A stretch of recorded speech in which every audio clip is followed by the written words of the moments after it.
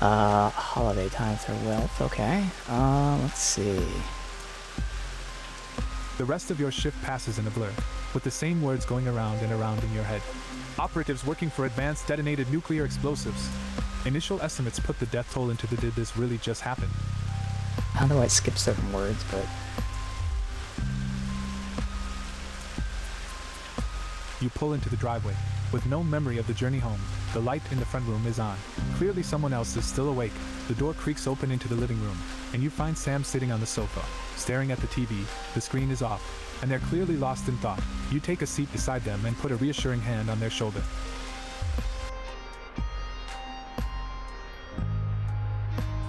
They don't look at you, but they do reach up to take your hand in theirs. Now you're closer. You can see the tears flowing freely down Sam's face. Our little girl.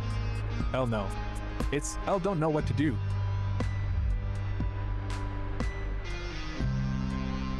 What the hell can we do? The bastards killed Susie, and millions of others, all because of their fucking war, which we never asked. Behind the tears you see a fire, raw fury you've never seen in Sam before. Elle hate them, Alex.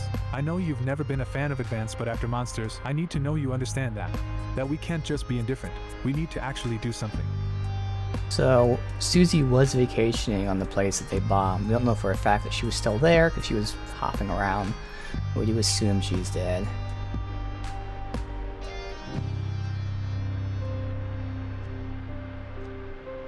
Nothing can justify what they did, and anyone who tries is just as bad as they are.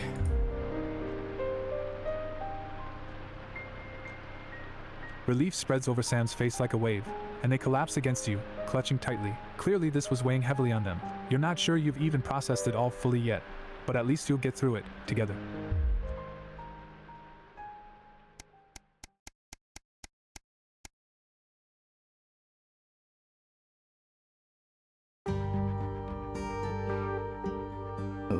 Okay. The last week has passed in a blur. A rush of things to do, but all immediately forgotten, your memory clouded by a dark fog. 9 days since the so-called Liberation Night, and the beginning of Advance's new future. You weren't the first ones at the church today. You were staggered by the number of people who have come to mourn with everyone here for the same reason, sharing the same pain, the same sense of loss. It's written all over their faces. Much as it would be on yours, you step away from everyone else, needing space to gather your thoughts.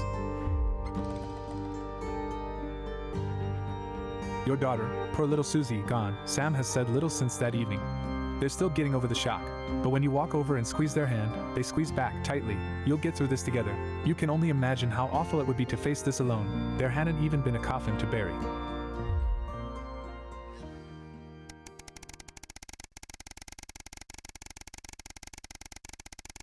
Wow, okay. Skipping an entire year, basically.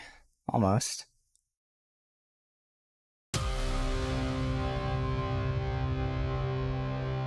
It's a seemingly ordinary morning, but as you get into work you find a small crowd gathered in the break room. When you go in to grab your first cup of tea of the day, you can't help but overhear some excited chatter. You didn't hear? Yeah, another one's gone missing. What's that bring the total up to now? Oh, I should think over 100 at this point. They won't all have been reported or noticed yet, sorry. What's going on? An excited young woman turns to you and begins to explain. Another professor went missing from Queensview University. With all the other disappearances over the last year, scientists, doctors, researchers. She pauses before lowering her voice to a whisper. It's clearly disrupt targeting the people speaking out against. I even heard Advance are struggling to prevent further. A deep, familiar voice from behind you interrupts. What exactly is going on here? A silence overtakes the room as you all tum in unison towards the doorway. So, is this lady insinuating Disrupt is kidnapping the people who are speaking out against Disrupt? Or is she saying that Disrupt is taking the people who are speaking out against Advance? Because she uses the term them, and in the sentence it makes sense that she's talking about Disrupt. But why would she be excited that Disrupt is killing people that speak out against Disrupt? It seems more likely she's excited that Disrupt is freeing people that are speaking out against the government. So even though it's kind of weird here, I'm pretty sure them refers to Advance. But maybe not, because they use the term targeting. Either way, I will say. Postman clears his voice before continuing. I've told you before, I don't want to hear about these so-called disappearances. Come on now, people. Advance have been very clear that they're nothing to worry about, which means they're not our problem. And unless they start classing cappuccinos as intellectual, I don't think anyone here has anything to worry about. Best get back to work. Boastman holds up a hand to keep you as everyone else files out of the room. Look, between you and me, this leave it alone malarkey comes from on high. It's out of my hands, so I would appreciate it if you would refrain from talking about it further, and make sure the news is in line with that school of thought, yes? He gives you a pat on the arm and a smile before leaving to carry on with whatever it is he does during the workday. It seems that, for better or for worse, public ownership is now in full swing. It does seem like he at least sees it as malarkey. Okay. Because Bozeman was with them and he was upset when I made that joke. Alright. 3 months.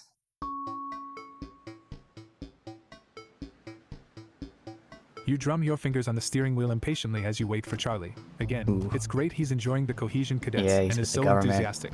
But does he really need to stay behind every week to help? It's your Saturday evening too, after all. Finally you see him exit the hall, a grin on his face. Especially the government that killed his sister. Although he probably believes their spiel that it was, you know, disrupt or whatever. You can't help but smile back, the frustration starting to fade. You see him so genuinely happy. After hugging his friends goodbye, Charlie heads over to the car and gets in, his face flushed with excitement. So how was? Tia interrupted as he can't contain himself any longer. Guess what? What? Mm-hmm. So obviously the Cohesion Cadets is a starting point for becoming a CCO, so we get a head start when applying for that. Charlie gushes, clearly keen on explaining his news, almost tripping over the words in his efforts to tell you. Well, apparently, from next year, the top 5% of cadets will be taken into a special program to become CCM's Community Cohesion Managers. And guess who's gonna be in it? He beams at you. I see. And what exactly do these CCMs do? Oh, well, basically they need a new liaison team between regular people, the CCOs, and the Betterment Department, and that'll be us. People come to us with concerns and we'll decide whether they need referrals, and if so, to which department. Cool, right? We have to. So you're gonna be helping people report on their friends and neighbors. Well, yeah, I guess. But only bad people. It's about helping the community, making it safer for everyone. Charlie frowns at you. You don't like the CCOs? Or TW Betterment teams? So I do feel like Charlie's too deep, but we're gonna be honest with him for now. And this is gonna come back to bite us. I'm just worried about them having that much power and turning people against each other. You're starting to sound like the people that Advance are trying to. Charlie looks at you, a serious expression on his face. Don't worry, I'll make sure that everyone gets the support they need. This is a good thing for the community, and the team will be able to help everyone. He nods to himself and sits back in his seat. The mood in the car is somewhat icy for the rest of the journey home. You hope it's not a sign of where things are going. Hey, Jeffrey, yes. We encouraged it. And I'm role-playing the character. Obviously, I knew where this game was heading, very clearly suggesting that, but at the time, the father didn't really know that, so hey, yeah, go ahead and be a, a junior government, official, whatever. You're surprised to find Sam in bed next to you when you wake up. They must have gotten very late last night from drinks with the folks from school.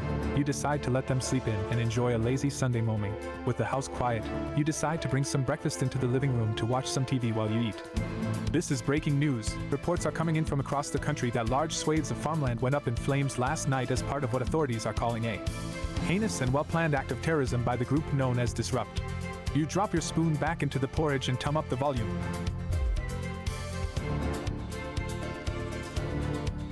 In addition to food stores, which government sources have said will put a strain on universal menu centers countrywide, of CCO and civic buildings were targeted in last night's attack.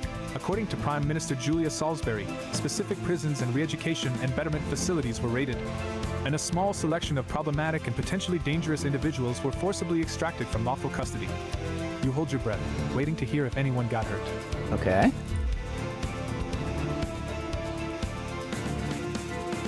Unfortunately, it appears that the CCOs were ill-prepared for an event like this, and Disrupt seemed much more effective and well-organized in comparison.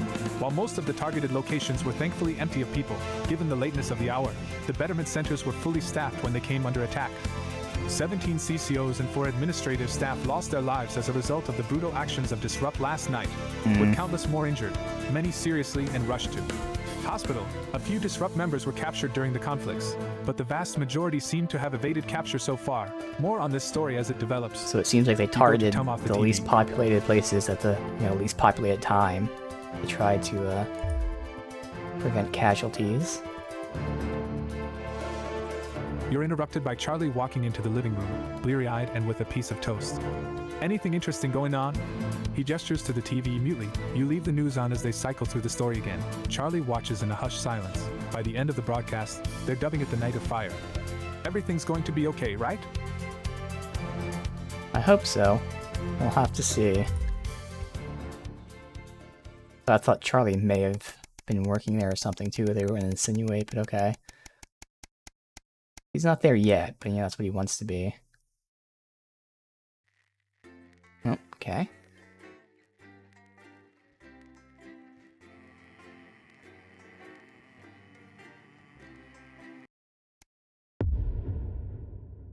Uprising. Year and a half since Liberation Night. Can you hear me? Alex? My left. This is Alan James. The revolution starts tonight, Alex, and we need your help. Throughout this broadcast, we're going to ask you to do things that will directly help with this mass protest. I'll be talking to you regularly tonight, and I'll also be hacking in when I can. Please help get our message out. I think we're gonna do it. Voyage, Alex.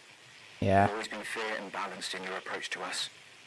With your help, we can tip the balance in our favor. If you play our tape at the second break, that's when we think it will have the most impact. It's on your right. We're gonna do it. Oh, okay. Don't need power to put the fucking VHS in, by the way. He's a wanted criminal, Colin. So's my nan, but she's Alright, missing. Your grandmother's on the run, Colin. Yeah. Armed robbery, resisting arrest. flash sale and joy of privilege. Door. I hope he's alright, though. No, Bang. he's got this far, and That's Going in 10 down. seconds, everybody. I wonder what they're doing. Everything good? Annoying him, probably. Not probably, Yeah. definitely. Going in 5, 4, 3. Good evening. This is the National Nightly News, broadcasting across the territories. My name is Megan Wolf. Our top stories tonight. Future legend.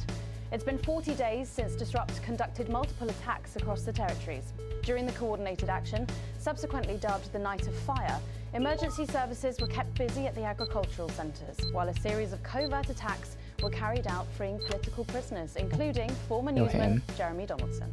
Oh, okay. Nothing has been heard from the missing journalist since the violent Disrupt attack on his convoy 6 weeks ago. Donaldson was on his way back to Betterment after his notorious court appearance. All of us here at Channel 1 hope that wherever he is now, he's safe. Food, glorious food. With the last of the menu centres opening in territories 5, 8 and 14 today, Advance confirmed that the programme is now in full operation, Oh, so they're doing Hunger free food Game for every districts. citizen of the new future. What started as rationing during the 20-week war has blossomed into a social contract that is the envy of the unawakened world. Jack Tractor Pants, spokesman for the menu centres, said today that while they can guarantee the contents of every box is nutritious, the actual quality of the meals you cook depends on whether you have a touch of Chef Jordan Rankley or the culinary skills of a professional footballer. If I were a rich man, problems in territories 11, 17 and 22 today as striking bosses attempted to undermine their new economies. With seemingly no awareness of irony, the former CEOs and MDs have come together to form the Wealth Creators Union, with demands including a return to 150% I know what we're showing, so let's bonuses, do this. private jets and mandatory grovelling zones. In an annoying show of petulance, the former elites drove their luxury vehicles at 10 miles per hour up and down the motorways of their respective territories. The coordinated protest of elites inconvenienced several 100,000 of their employees. Some fun now. Signs of ever more resistance to Advance's radical policies today as popular resistance movement Disrupt extended their reach further across the territories. The organisation's emblem appeared in every major city across the territories last night. We're not like, condemning them. Stunt, she said, the headlines. Asked about the impressive disruptive or whatever for the government stuff. Okay. Said that the movement was reaching what he described as a critical mass. A poor choice of words given recent history. And a few stories we've been following for a while reached their conclusions tonight. Swing Low, Sweet Chariot. The national outbreak of low-hanging testicular syndrome has been finally traced back to the activities of Rimington's Fist. What had at first seemed like a booming success for Sophia Rimington's pet project has ended uncomfortably for men throughout the territories. A slightly tipsy Sophia, who resigned this morning, commented that the men should stop whinging before driving off so quickly that one photographer's foot and both of his nuts were run over in the kerfuffle after falling out of the bottom of his trousers. A painful end to a difficult reign for the youngest female CEO in history. Fun guy. Unexpected news today as two familiar scientists announced the birth of an extraordinary child. The underground struggle of doctors David Wong and Ingrid Svorsborg Horgensvoord captured the hearts of people around the world. And after an arduous return voyage, which took over a year, the couple say they've never been happier. Baby Dante is said to be healthy, if a bit partial to the airing cupboard. Ailstorm. Residents of Grizzleford are being warned to stay in their homes today as it seems to be raining beer. Hundreds of bottles of Headbutt Ale have been pelting the town since about 9 o'clock this morning. Headbutt Ale founder Johnny Hamsleeves says they have no idea of the cause and can't be held legally liable. There have been 8 cases of bludgeonings, 4 of lacerations, and 1 toddler arrested for being intoxicated while in charge of a tricycle. All that, plus we'll be taking a trip to Dangley Parts for the notice board, as well as getting a sneak peek at the hottest ticket in town. That's all coming up on tonight's National Nightly News.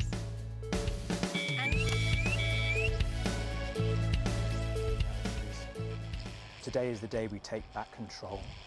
Soon it will be time for you to help us again. Come out of your houses, block the traffic, bring the capital to a standstill. I've met so many of you in my travels up and down Territory 1. You always ask the same question. How can I help? Well, this is how. And as for when, you'll know. Keep watching.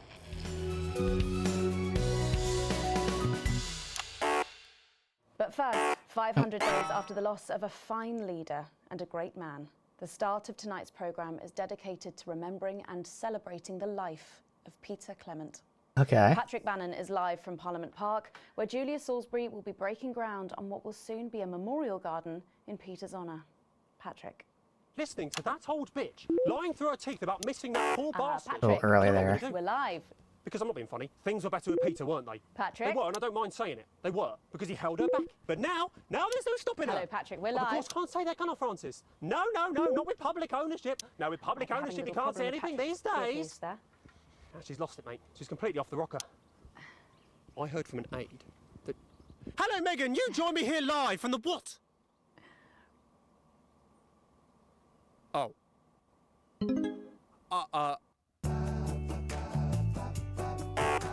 Well, we will be going live to that groundbreaking ceremony just as soon as we can get Patrick back. Meanwhile, let me just say, I think the memorial gardens are going to be gorgeous. I've had a sneak peek at the designs and Alana Marsh has done a fabulous job. Oh, OK, all right, it seems like we have got the signal back. We can now go live to Patrick Bannon in Parliament Park. Patrick. Thank you, Megan. I'm Patrick Bannon, and we are indeed live here. Apologies for the technical difficulties there, but any moment now, Julia Salisbury will step out on stage behind me. Alex, Bozeman here. The boys in editing have just informed me that the eulogy footage isn't fully cut together yet. You're going to have to do it on the fly. For goodness sake, make sure you make him look good. Slowly gathering since this afternoon. This is Alan. You can undermine them here and help us win hearts and minds. Make him look bad, Alex. Really bad. Yeah. And it seems like the ceremony is getting underway. Here is Prime Minister Julia Salisbury, the picture of elegance, to begin her address. Good evening, fellow teammates and friends. 500 days ago, all of our lives changed irrevocably. Still reeling from the triumphs and tribulations of Liberation Night, another great loss befell the people of these newly united territories. What am I being beeped at? The loss of a leader, a statesman, a dear friend, and a hero. I had to switch that instantly? Peter Gordon Clement. Peter's death at the age of just 62, of course, announced by the team on the 24th of December, just 6 weeks after Liberation Night. I'm doing the 10-second thing now. Born to a working-class family on a housing estate in Rotherham, Peter first trained as a carpenter before getting his start on television. First moving and building scenery, and then developing into the personality that we all knew and loved so much. Just the Job first hit our screens over 25 years ago, running for 11 series, winning multiple awards, and charming audiences up and down the country. Peter taught us, all of us, not to be content with the way things are, not to accept inequities, no matter how small. But he also taught us what it took to fight them. Courage, integrity, empathy, and hard, bloody graft. Across a career spanning 3 decades, Peter Clement was known for shows including Wake Up, It's Saturday, and much later, late-night chat show Petey, which at its peak drew millions of viewers. Peter was by no means a saint. Trust me, he once told me he had more regrets than he'd had stolen dinners. He always did have a knack for a turn of phrase. But it speaks to the strength of his character that he chose to share with us his mistakes alongside his achievements, his faults as well as Let's his keep talents. alternating like the good and the bad. Peter had the heart to give it all he had for the people of these united territories. There you go. Famous for his potty mouth, it's estimated conservatively that Peter Clement uttered over 1.5 million swear words during his career, though some sources put this figure well in excess of 2 million F-bombs alone. Gripped by illness as he was in the weeks and months leading up to Liberation Night, he wasn't Missed a the punch. man we loved. But his eyes still twinkled with that familiar joy for life, that spark of wit and wisdom of a life lived for others. Prime Minister Clement, of course, died from apparent liver failure after suffering from the long-term effects of alcohol abuse. I first met Peter nearly 20 years ago, moments before I was supposed to give a speech. Not unlike this one, actually. Only I'd spilt coffee all down myself, and I was young, nervous, Then the switch desperate which to one's be bad, loved. because you usually alternate. And from behind me, I heard, "Christ, pet, you've either pissed your kecks or sprung a leak, but either way, you got a problem." And before I could even say a word, he'd stripped off his dry trousers and insisted I took them. That was the sort of man that Peter Clement was. Kind, compassionate, sensitive, a brilliant thinker, a natural leader, but mostly a good man.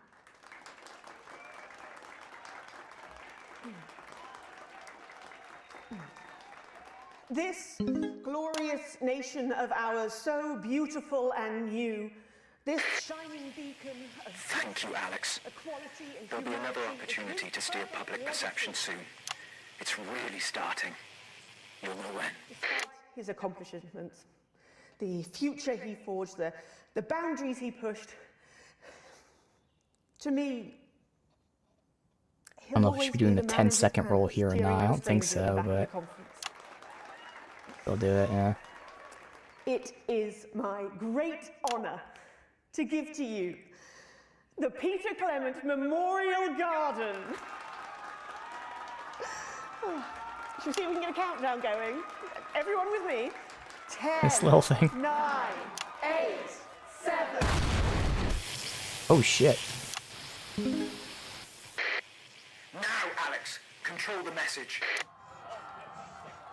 I'm not leaving, I can't. Boys! You two, come with me. Don't panic.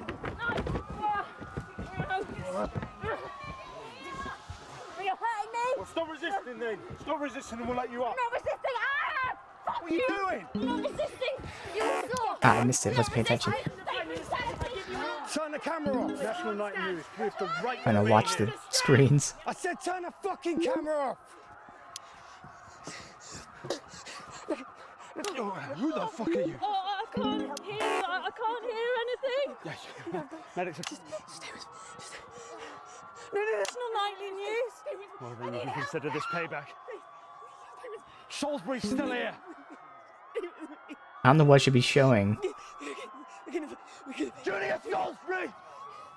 You were guilty of the murder of more than 10 million people. Justice demands a response. Haven't you done enough? Look around you. Fucking This is what your precious freedom looks like, is it? Open fire! Oh, God, no. Eyes off! Take to the streets. The time has come. Stop fires. Break windows. Draw them out. They can't stop us all. Resist. Distract me. Lower your weapons. Mom? Lower your weapons. Come on, go out there. What are you doing? Come on! Please, sir. I said, please turn that off. I have no idea if I showed the Is rebel this stuff or enough? not. You've just seen them execute unarmed civilians. People like you and me. So why are you watching this? Why are you not in the streets with us tonight? What will it take for you to get up and be a part of this? March on team headquarters, storm the building, demand elections, demand answers. Be what you were born to be, the once and future free. After this. God, does anyone know if everyone's safe? Are the crew okay? All fine. The bomb was Oh, a good shit. Thank you, I was not Alex. looking at this at all. All of us, you're doing great. This is gonna be a bad grade, but oh well. different tonight. This is the big one. The last remaining members of the team. There's a revolution happening And outside. we're contractually bound to tell you about the Remington's Fist Territory 1 flash sale. set for the next That's right, Brad. For just 24 hours, all the products in our last See? action center are on Could've been worse. sale. Wow, look at all this stuff. Such low prices. Like this. Box of packing peanuts. Or this bottle of Brad's urine. Or our deceased colleague's gold teeth. I can't believe it's all on sale. Yes, indeed. This place is closing down and everything's gotta go. No, it's not closing down. Relocating, relocating. That's right, Brad. Alex, during this next section, a cameraman working in the newsroom who's one of us is going to get a coded location out. We don't know yet which camera he's on, but if we find out, I'll let you know. Just Okay. keep your eyes out for the fist and try and keep it on the air for at least 5 seconds.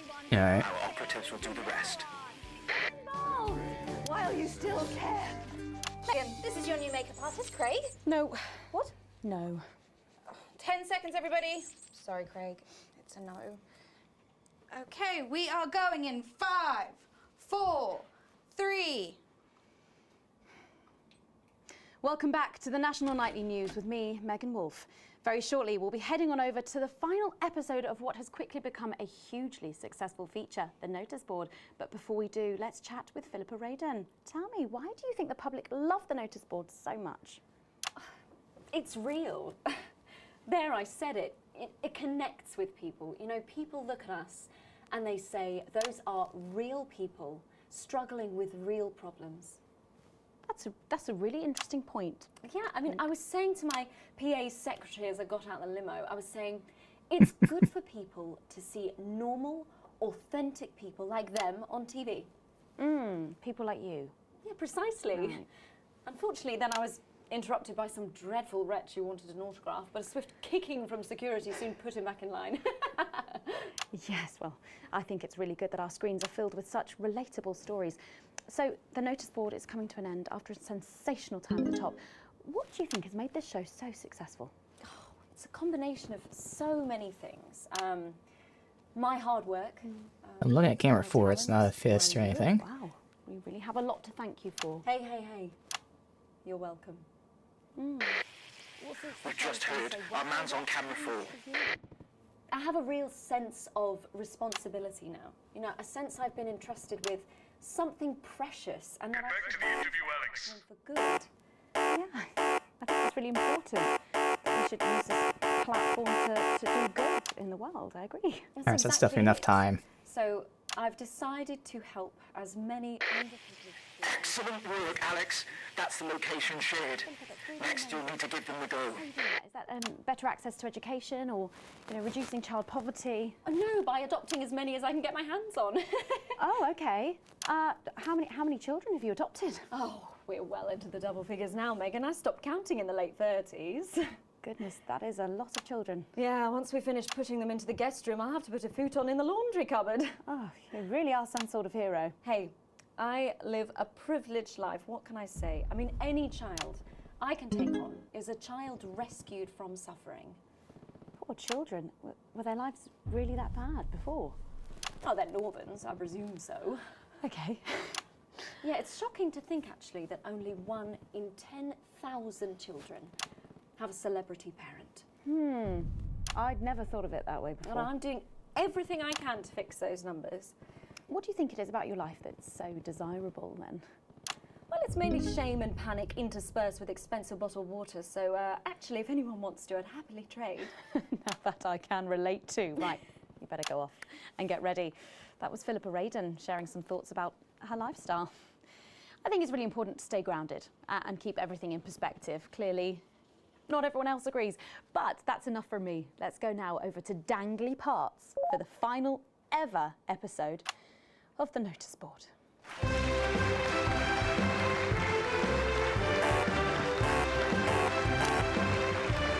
I'm not paying attention to that.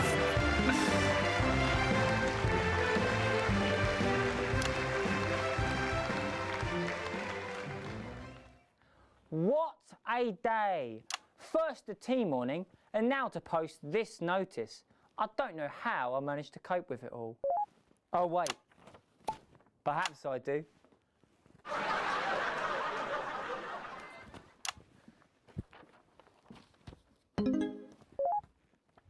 Oh! By St. Barnabas, what on earth is all this? Freeze, dirtbag! Oh, Laura, it's you. I thought for a moment you were a knife-wielding mugger or stabber. No, I'm afraid not. It's just me, a community cohesion officer, responsible for keeping crime at record lows. Of course. Maybe I should be booing Keep them. forgetting that thanks to you and your colleagues, violence on our streets is a thing of the past. But no, I want to get this stuff up by doing the right responses. It's a disgrace. Somebody It's time for the go code. Give us 3 boos in a row, Alex.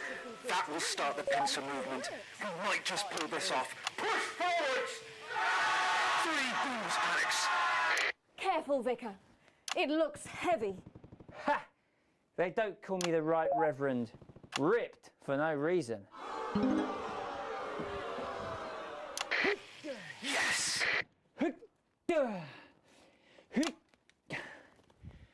It's no good. It looks like all those crucifix classes were a waste of time. Perhaps you, a young CCO, would be able to move it. 2 for 2. Fantastic. I was booing when he was talking to me, but apparently that didn't count yet.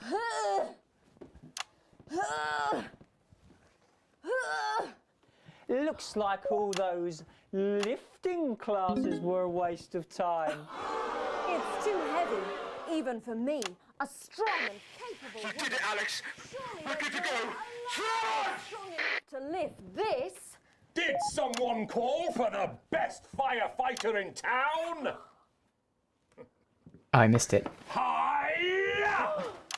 Well done, Captain Evans. You're so much stronger than us. Especially me, the weak old man. It's the least I could do for my community. This segment I am fucking up. All the cameras and reactions. No luck catching the little devil then? Unfortunately not. The ferrets struck again last night. When Ray opened the post office this morning, he found that every single stamp had been pre-licked. My God! Some people have no decency. Sadly, God, if we don't catch I'm him before man. tomorrow, we may have to cancel the village fete. Don't worry. We won't let I that am happen. missing all the We'll reactions get for the first time. No. I'm trying to fucking pay attention to all this. Tell me, why do they call him the Ferret? Some say it's because of his sneaky nature, but really it's because whenever he strikes, he always leaves behind the foul stench of urine. Never fear, officer. We'll catch this pissy nuisance and save the village fete. Or my I name's not barely made that. Captain Danger Evans. The community cohesion team are doing their best, but they simply don't have the smarts to solve this mystery.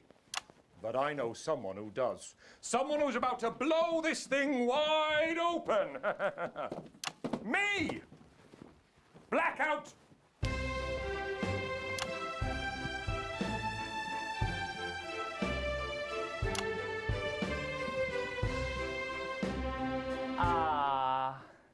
It's the morning of the village fete, thanks to theatrical convention. I sure hope everything goes to plan. Oh, look! There's Mrs. Craven setting up her cake stall. And look, there's the motorcycle display team setting up for a show that will be far too expensive for live television. I'm going to set up the coconut shy. What are you doing, Vicar? First, I'm running the tombola. Then, I'll be selling forgiveness for money. Aren't you judging the jams? I couldn't possibly. Well, that sounded like Mrs. Craven.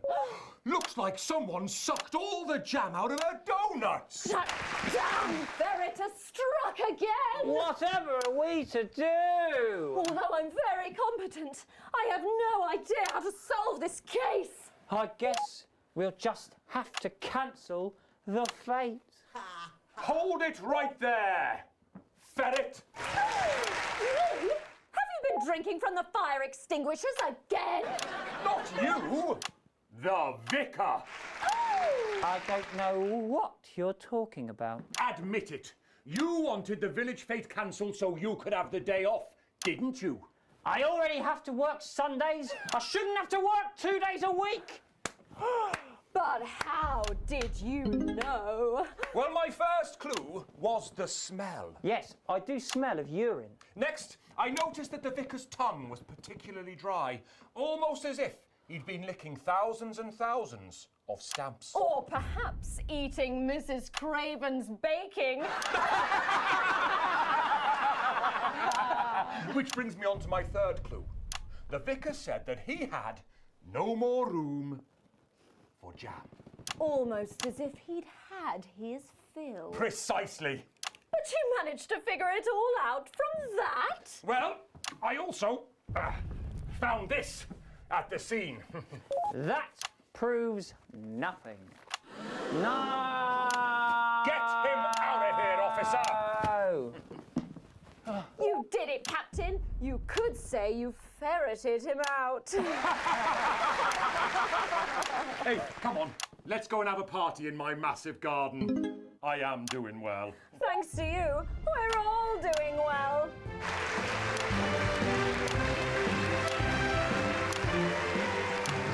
That was it, the final ever episode of the Notice Board, and what a way to end That it. was Thank you as always, awful. Jeff, Philippa and Tommy. After the break, we'll be both dancing and learning. So But here's the don't change that message. channel. We'll be right back. That's the ads. Well done, everybody. Wow! What a brilliant run, eh? After party at my place, eh? What advert is this, Alex? I don't remember passing it in broadcast. I think you made a mistake there. I'm an economist and commentator. Sausage! You've probably seen me Hey, on you, the you. news talking about You come to the after advance party? and how progressive their policies are. Well, I was wrong. And I'm here tonight to say I'm sorry. Yeah, yeah. One last push, Alex. Oh well. We're closing in. One of the guests in the last section is working with us. You'll be asked to censor on our behalf. If you do it right, My mother is a final nurse orders and will be my given. father worked in a factory. We'll get 3 chances. I was Get the at least first 2 one of them of my right, family to and go we're to going to win this university. thing. Okay. Censor on their behalf. I always envied my friends who had so much more. Over the years, my jealousy grew. So when Advance came to power, I didn't think about the damage they would do. I acted selfishly. I was glad to see the rich punished. I didn't see how backwards Advance were. I didn't understand that rather than tearing down the wealth creators, we should have been helping everyone else to take a seat at their table. Under Advance, the country is poorer. It is poorer in ambition. It is poorer in aspiration. We are infantilized by Advance's naive policies. Please, Sarah. Policies born Sorry, from Mum, I'm really not supposed to say. absurd, redistributive I'm fantasies. Johnny just said to ask if you need a touch-up. I have hoarded myself out to the media to defend That's the my shade, is it? indefensible. Yeah. This is I my have shade. betrayed my parents. I see that now. Mum, Dad, You can run back to I'm Johnny now. sorry. Our only hope, Sorry about that, Sarah. Nothing you the can say. only hope, At all, like at all. They said no one's died. now that's all I can lies say. 10 with seconds. Disrupt. What's wrong with you? She is in tears. Ugh. Going in 5, 4, 3. Welcome back to the National Nightly News. Later in this segment, we're hoping to be able to go back to Patrick Bannon at the scene of tonight's shocking Disrupt attack. But first, I'm delighted to be joined by the cast of the smash hit musical everyone is talking about. I'll be speaking with the cast in a moment, but first, let's take a look at them in action. Please give a warm National Nightly welcome to the Novaries.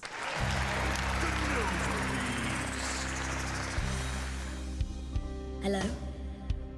Doctor? Yes, I see. Thank you for letting me know. I have a decent life. I'm a happy, loving wife. And my job is well paid and fulfilling. I have a husband, John. He's due home soon, won't be long. And I have to tell him something that is absolutely chilling. We share coffee in the morning, and we make love every day. We take time alone together to talk and laugh and play.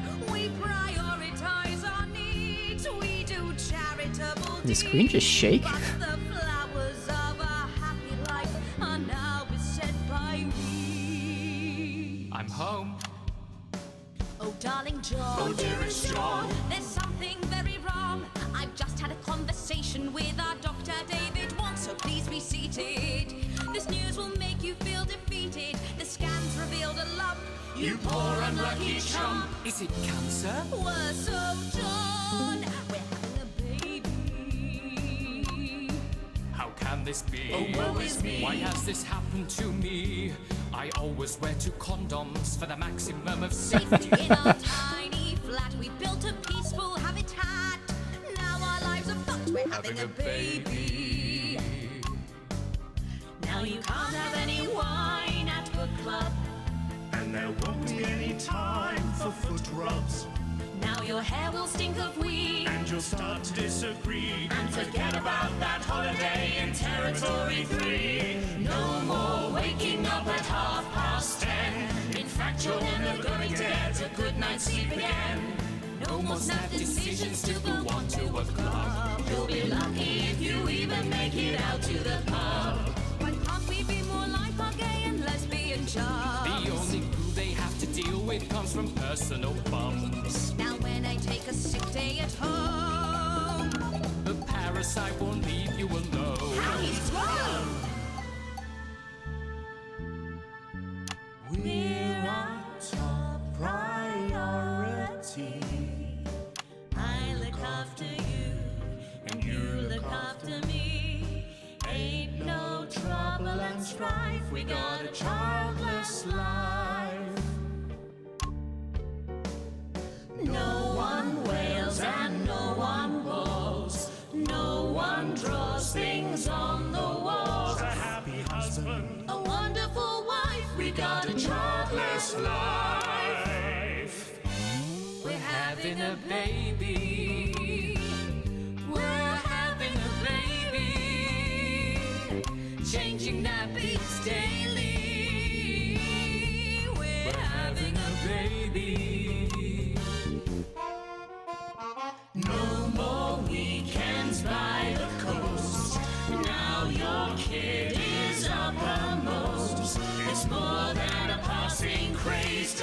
childless days. We're having a baby. Food and drink thrown everywhere. Death trap toys at the top of the stairs. Every parent prays down. We're having a baby. We're having a baby. No more stars and no more. We're having a baby. 18 years on bills at least. Time for a whole new phase. We're having a baby. One more thing before the show begins. Have you considered that you might be having twins?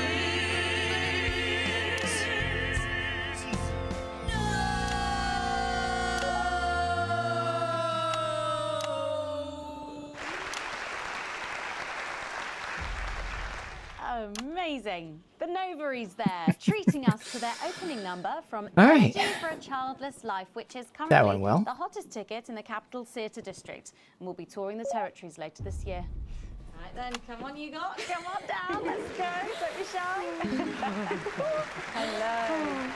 Hi, Megan. Hi. It's an honour to be here. Oh, really? Are you fans of the show? Yes. Used to be. Well, listen, let's get stuck in. Your amazing musical. Now, I mean, not only do you perform this show every single night, With matinees on Wednesday and Saturday. right, but you're also the show's creators, am I right? Well, everyone contributed their ideas, and then some of us went away and did the actual work on the script.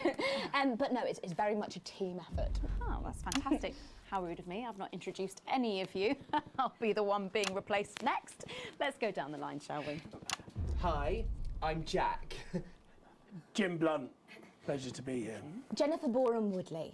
Hello, I'm John Sapley. Used to be in the business professionally. My name's Jill, with a J. And I'm Janet. I'm the youngest. That's incredible. And you were all friends previously. I mean, what a coincidence, right? With your names beginning with a J. Oh my goodness, guys! Our names all begin with J. How have we never noticed that? Because you haven't typed them out 1,000 times, maybe? You knew? Why didn't you say anything? I thought we all knew.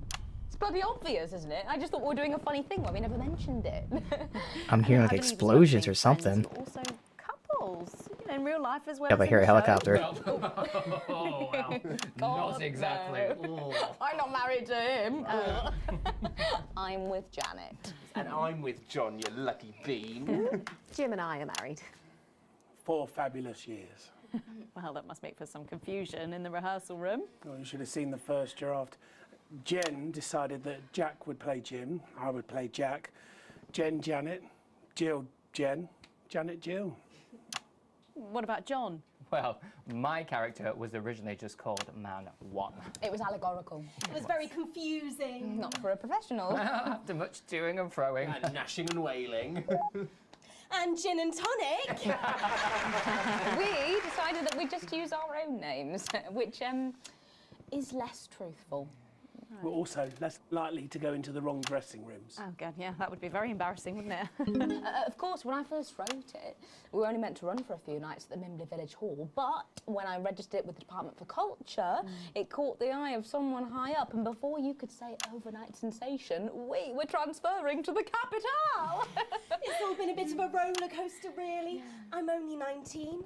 I'm the youngest. You really don't have to repeat that. I had to give up my job as a mortuary technician. Well, yes, we all had to move to the capital. I love that job. It's been a very turbulent time. So peaceful, no singing.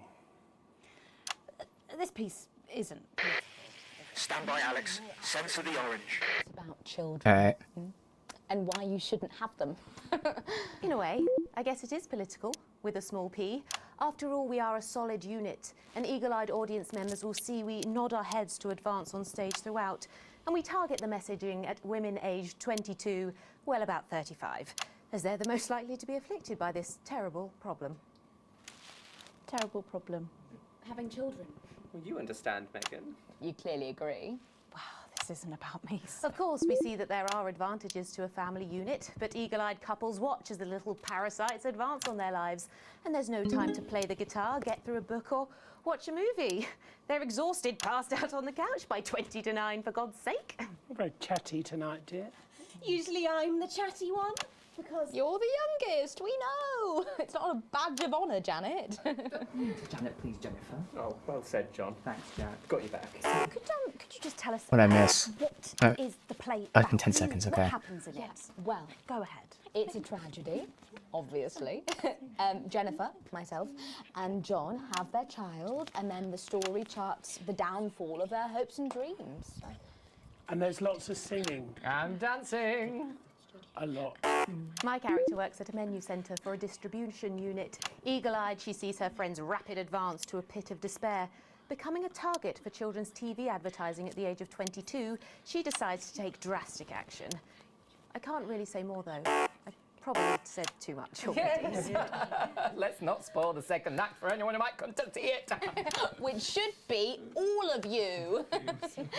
For too long, we've been told that a life without children is somehow incomplete, that children are... I don't know what I'm getting buzzed at. Well, I've done the research, and they're Nothing like not. going on. Besides, there's already loads of bastards running around all over the place, so... We just want people to have the option. Oh, this is a reaction shot for 3 seconds. Okay, You I know, see. When I was I wasn't considering that in a before I reaction had shot, come but okay. out, I had an experience with a girl. I thought it was just another angle of the same person talking, not just trying to mix it up so it's not 10 seconds. I guess, you know. Another shitty My segment. toes into the Fascinating. Well, Great. thank you all so much for coming in tonight. I really hope you keep them dancing in the aisles for many performances to come. The Nova is there. And I am pleased to say we can now go back to Patrick Bannon to get the latest from the scene of tonight's horrific But events. Patrick, This time we're actually kind of like the low letter is actually Megan. good because we're intentionally This doing bad is for Patrick some Bannon, stuff. reporting from the scene of tonight's devastating and symbolic attack tonight this evening. An attack which I myself have found myself caught up in. I'm still a little dazed and a little deaf, Megan.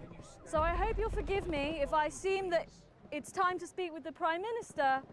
Mrs. Salisbury, that's you. You're still here. The Prime Minister. I couldn't leave, not when there were people that needed help. Any team player would have done the same. I don't deserve praise for being human. Yes, no accolades here. Or Palisades. Or lemonade. Right. So, is the situation now, are we safe? Yes, the security services perform their duties without hesitation. And I would like to assure the public that although there have been some injuries, there were no civilian deaths here this evening. Oh, that's good news about the Sorry, did you say no deaths? That's right.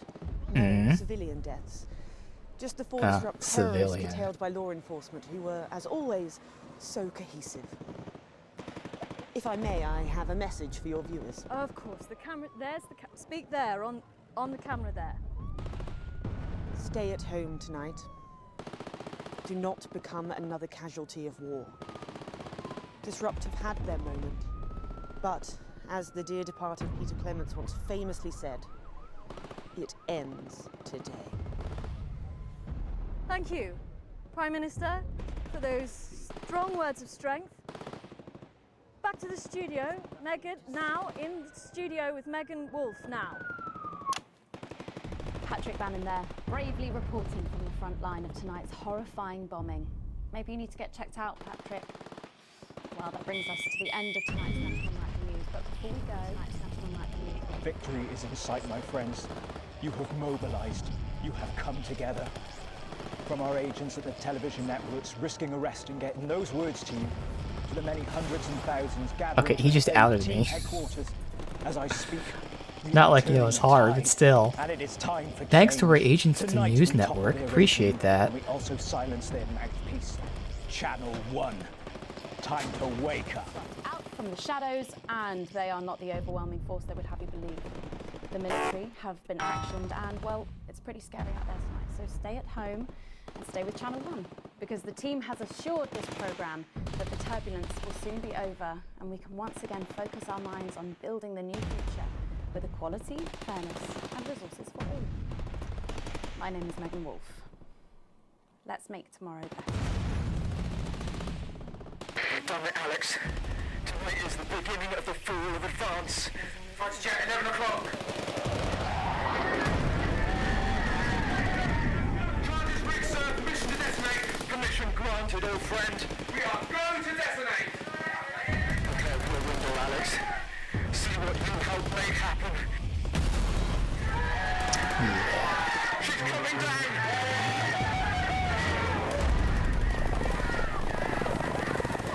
Sir, up there.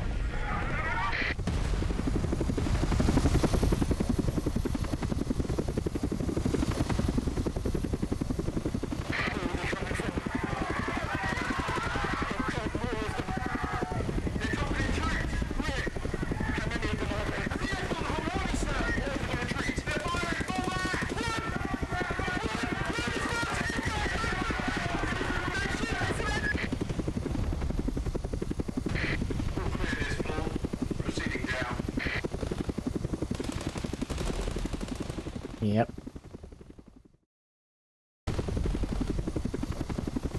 Alright, this is gonna be an awful grade, but kind of out of my control. I could have done a little bit better. Probably would have got C's throughout at best, because we were again intentionally doing stuff. Only a slight dock to pay though. Interesting.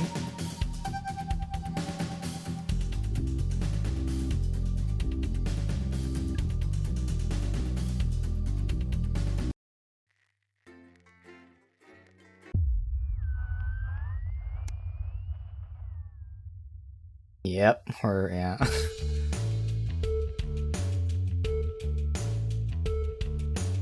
You arrive at work a little early. Despite a stressful Jumian, you still aren't quite sure of everything that happened, though if the swarm of CCOs all over the building is anything to go by. This isn't just a Channel 1 matter. This is confirmed when you are informed you need to speak to Boseman immediately and are escorted to his office. You sit nervously outside, waiting for your boss. A few minutes later, the boss man arrives, disheveled, and with a STEM-looking CCO in tow. Ah yes, Winston, good. This is Specialist Ables. She will be observing this interview. Please come inside and take a seat. The ruddy-faced man bustles into his office and leaves the door open for you to follow. The few times you've been here before, it was immaculate, with everything in its proper place. Not so today. It must be serious for Boseman to be this flustered. So, Alex, do you know why you're here today? Boseman's eyes are sharp, and his gaze is fixed on your face from across the desk. Ables is standing behind you, out of sight but definitely not out of mind. I assume to do with what happened with Disrupt last night? I'm not gonna play dumb about that, that's obvious. What happened last night was nothing short of the culmination of a heinous and outrageous campaign of terror that Disrupt have been reaping on this nation and its territories. Boseman shoots a glance behind you to your left, where your CCO observer is standing. And it is, of course, our duty to root out this rot, wherever we find it, to prevent anything like last night happening ever again. I have been asked by Advance to perform interviews with all staff members involved, and will be submitting a personal review of your performance, both during the incident in question and throughout your time here. This can only end well. He shoots you a quick smile. Don't worry, it'll all be fine. Arranging some papers, Boseman clears his throat and begins. Obviously, a lot happened last night and I have a number of interviews to conduct today, so I'd rather none of them take any longer than necessary. Please be brief, concise, and clear in your answers. You nod. So let's start at the beginning of the broadcast and work our way through. After the attack at the memorial, you seem to have portrayed the terrorists in a light. Why?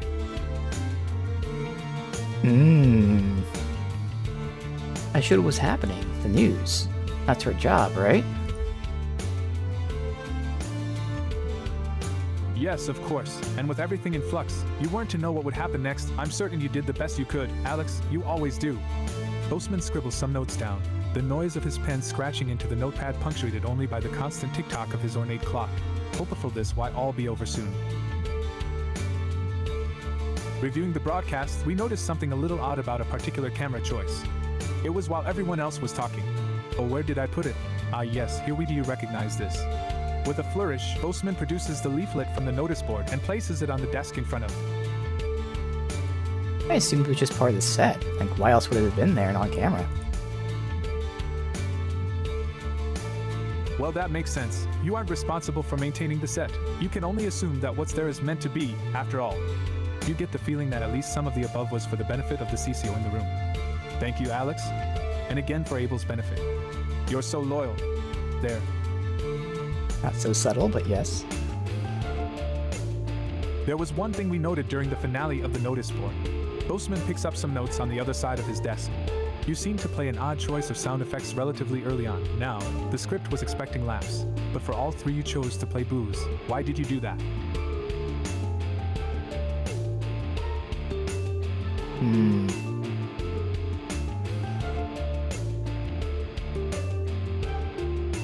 I felt they were the most appropriate choices. Art is subjective, after all. Well, of course. Obviously, we want all of our shows here at Channel 1 to be as successful as possible, and we allow our staff a significant degree of autonomy. I'm sure no one would try to fault you for simply having a different sense of humor. You can see Boseman is frowning as he writes this, clearly not convinced by his own words. Maybe he likes you more than you thought? How many other people would he be interviewing today? Towards the end of the show, there appeared to be some issues with the sensor equipment. At this point, Boseman pauses for a moment, putting a lid on his pen and placing it carefully on the desk, perpendicular to his notebook. How do you explain the fact you censored perfectly acceptable language during the final segment? This would have been my excuse. I just do what the display tells me. I don't decide what's supposed to be censored. I'll suppose it's certainly possible the machine could have malfunctioned. Much more likely than the malfunctioning of such a competent employee. We'll make sure to have maintenance look at it right away. With the price we paid, I expect it to last at least another 20 years, just like the last one. Boseman chuckles. How many questions will you have to answer? At this point, Boseman took out a pair of glasses and placed them, somewhat delicately, on the end of his nose. Then the portly man leaned forward to examine his notes in detail. Now obviously we expect the odd bit of interference here and there, unavoidable, however. He paused, turning the page at an agonizing pace. Interference is not the same as terrorist propaganda. Would you care to explain how quite so much of their messaging found its way onto our airwaves? The machine's been out of date for years. Even the last update didn't make life any easier. Out of the corner of your eye, you note Specialist Ables is visibly more attentive, awaiting your boss' response. Well, it's certainly true that accidents happen, and with the various stresses of last night's broadcast, I don't think anyone could begrudge you a slight drop in attention. Boseman smiles warmly at you. This is responding as if I chose the other response. You offer a strained smile back.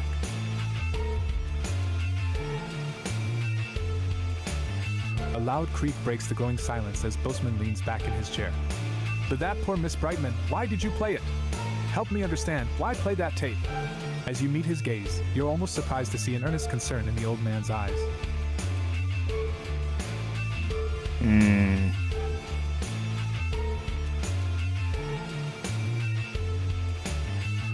So this is me saying I knew it was Disrupt.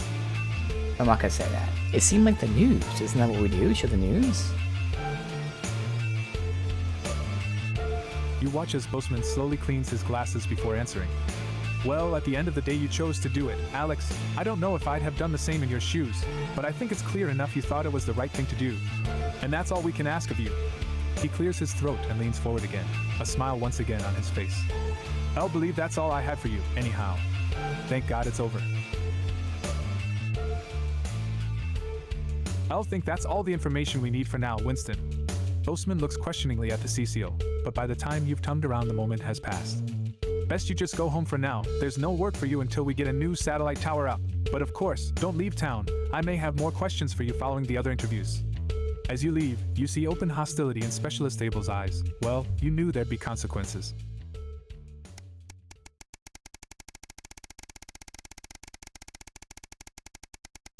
Maybe 2 months later.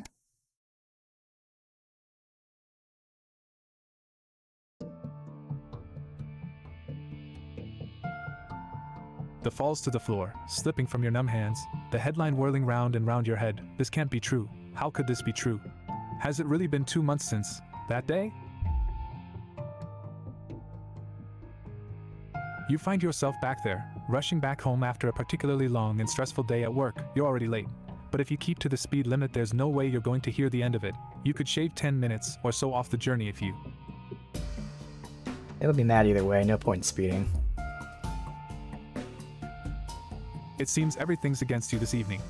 You have to stop at every traffic light, every stop sign, every junction between you and your destination. You're well over 45 minutes late by the time you finally pull up at the house, only to see a Betterment vehicle parked outside, lights still flashing. What's this about?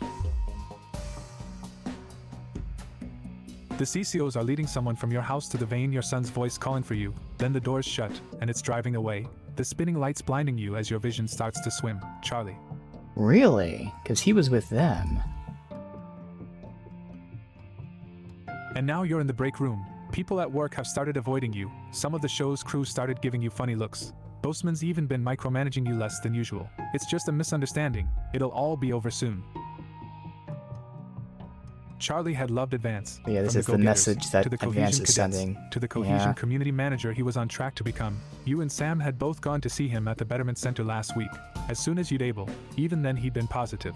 Making friends, explaining that the system was there to help people and that he was actually able to do that while staying there too. It just couldn't have happened. That headline, 5 simple words in bold black type, Disrupt Terrorist Dies in Betterment. Winston was particularly violent. Attacking a Betterment died in the infirmary after failed attempts at resuscitation. And the eternal question left unanswered, was it his fault? Or yours? Okay.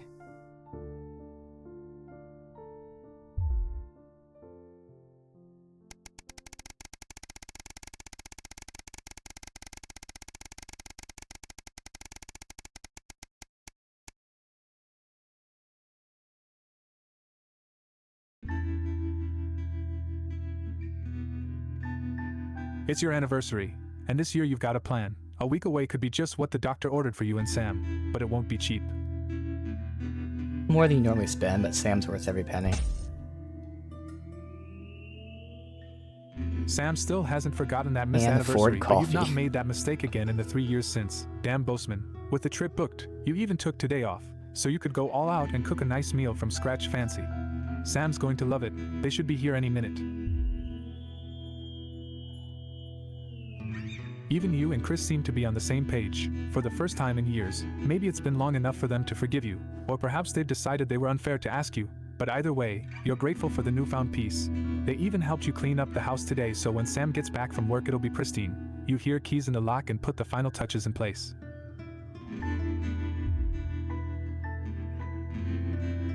As Sam steps into the hallway, you're waiting in the doorway to the kitchen, dressed to the nines and acting as nonchalant as possible. Alex? All this? Oh my god, did you clean? And what's that smell? They give you a quick kiss as they step past you into the kitchen, where the banquet is laid out, candles lit, with Chris standing quietly, grinning. Oh my. Happy anniversary, Sam. Happy anniversary! Chris echoes as Sam turns to you, smiling and with tears in their eyes. Alex, it's perfect. Sam rushes over and kisses you softly, only breaking off when you get a less than subtle cough from Chris. Just before I leave you to took the liberty of leaving another couple of bottles of champagne in the fridge. Have fun you too, Chris, thank you. Sincerely. They smile at you, for the first time in a long time with nothing but warmth in their eyes. My pleasure, I'll see you both around, have a great evening. And with that they leave, shutting the front door behind them. The slamming door reminds you of the kids, and for a moment their absence is a physical Sam brings you back to reality as they take their seat. You really didn't have to do this, Alex, oh no. I wanted to. I love you, Sam. I love you too. They breathe, admiring the panoply of food you've prepared for them. Now where on earth do I begin? They laugh as you pour the first glass of champagne of the evening. It's not the last. At least you've still got each other.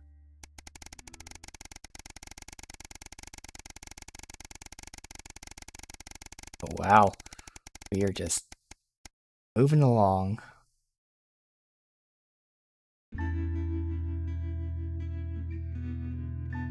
Everything's ready. You and Sam V been trying to watch Bullet Man for years, but you missed it in the cinemas and it never seemed to be in stock when one of you went to pick up the VHS. Now you're just waiting for them to get home so you can start. You hear the front door open as you put a bowl of popcorn on the coffee table. We're all ready to go. Get your butt in here.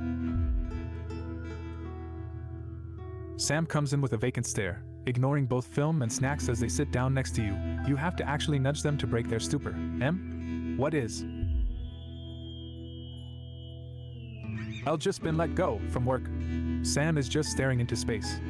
Apparently there just isn't a need for 2 nursery teachers anymore, not enough children, so they can't justify the expense. Honey, I'm so okay, you've in another place dash. No, you don't get it, there just isn't that demand for younger years teachers anymore, not just here, anywhere. I don't know what I'm going to do, what we're going to do. You pull Sam into a hug. It's alright, with what we've saved we should be okay for a little while. No. Yeah. Guess you're right, I just hate putting this burden on you. Sam pulls back and looks at you. But I'll find something, I promise, we're a team. They laugh. God, I can't believe I just said that. I sound like a bloody Advance advert. You chuckle. We are though. And we'll get through this together. You flick Bullet Man on, finally finishing the film after years of build-up. It's a typical Hollywood blockbuster, not best sold on its writing, but enjoyable nonetheless. Later that night, long after Sam's fallen asleep while cocooned in the duvet, you find yourself wide awake, thinking about money. How long will your savings till last?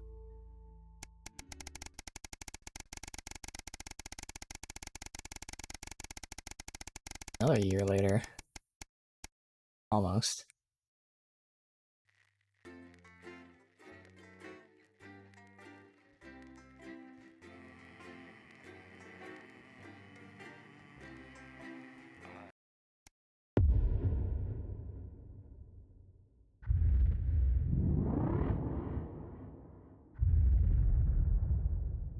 Hello, Alex. I've checked the schedule for tonight. Nothing major to report.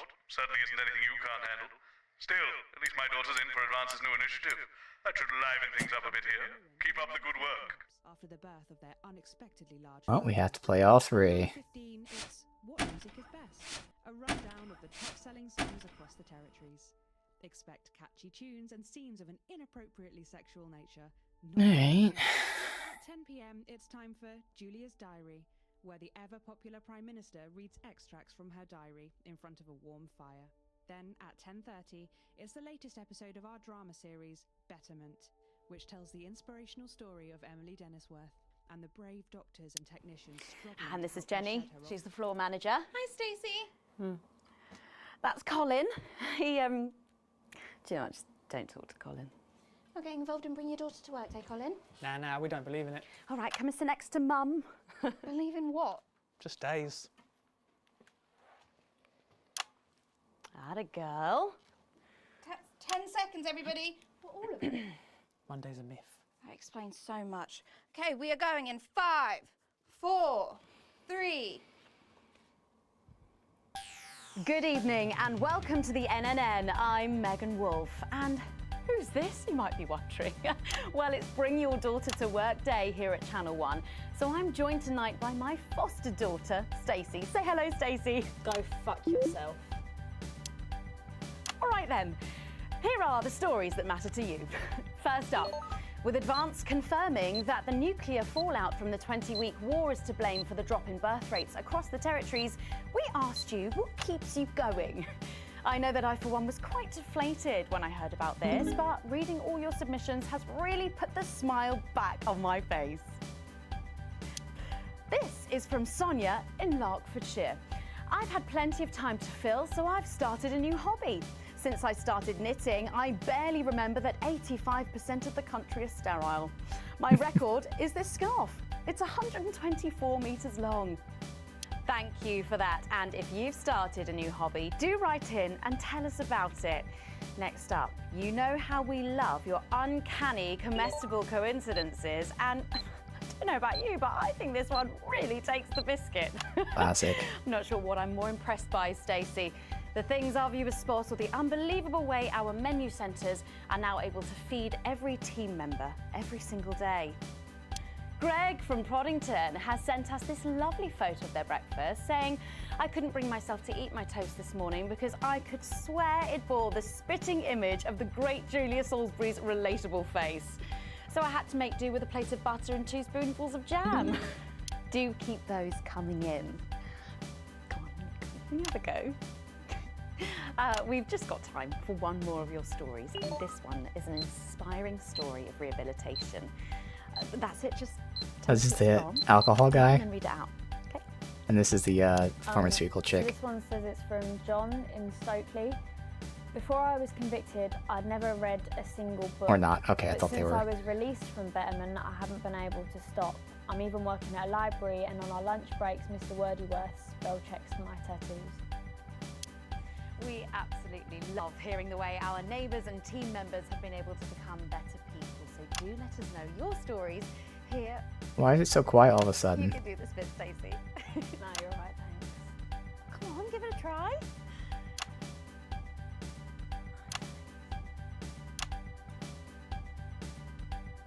Let us know your stories here at the NNN.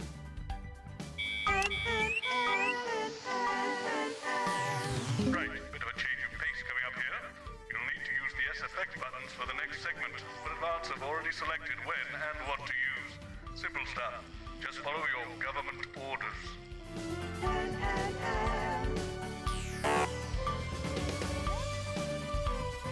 I don't know why that didn't count. It's weird.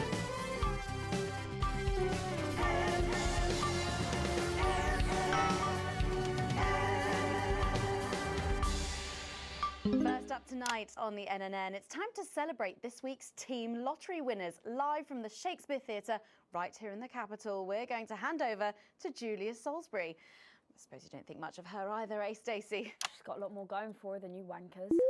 Okay, surprising vote of approval there from Stacey. Let's go live to that right now. Good evening, everybody, and welcome to this week's Team Awards. Of all the many duties I have as team leader, this is by far. Why did I get that wrong when I picked the right thing? Oh, fuck. I'm looking down here and see if we had more things. The uneven past is now, following the demise of Disrupt, firmly behind us. This is the new future. And I say to you, it's better now. I am delighted to be joined here tonight by one of the oldest people in Territory 1. He was born over 107 years ago. Please give a warm team welcome to Alfie Tadgbadger. So, Alfie, you must have seen so much in your lifetime. What have been some of the highlights? Alfie? Is he all right?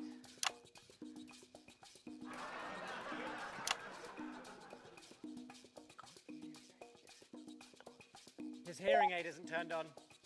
Oh, could you turn it on?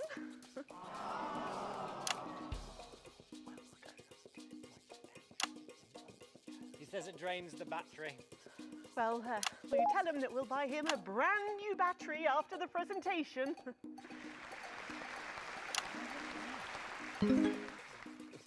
Yeah, he says that's fine then.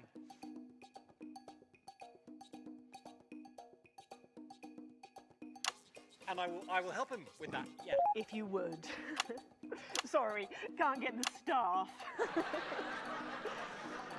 We got it. So, Alfie. What? You're 107 years old. Oh, don't bloody remind me. Would you like to tell the audience what that's like? Oh, where is everybody?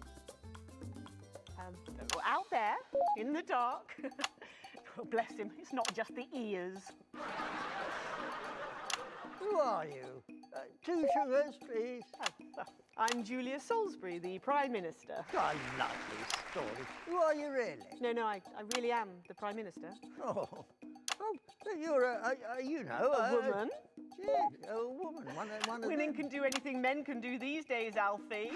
Oh, can you piss standing up? I can't say I've ever tried. No, I didn't think so.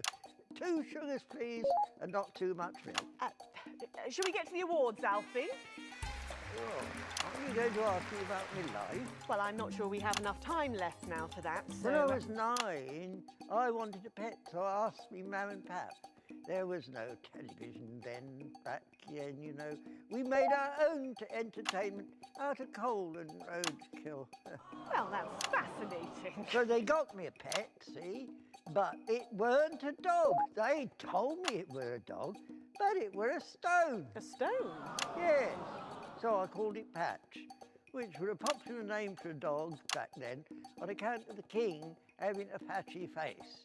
And I decided to introduce him to pretty little Gertie Thimble, who lived up the road. Oh, how romantic. She threw my dog in the river. That was the day I decided I'd never marry. And that's the secret to your long life? Oh no, I've been married 7 times, divorced 8. There was a mix-up with How's that number work? 3, see? Oh, okay. Yes, I'm just lucky. Are we going back to the home soon? Soon, Alfie. First, let's turn to the reason we're all here, the weekly Territory 1 Team Awards. First up tonight is a lady who really knows how to put in the extra hours. She works at a transition centre in Hamble-Bamblebury, and she has single-handedly allowed more families to unburden each other than any other nurse in Territory 1. In the uneven path, she'd have been locked up. Tonight, she is being honoured as a team player. Please welcome Daphne Snister.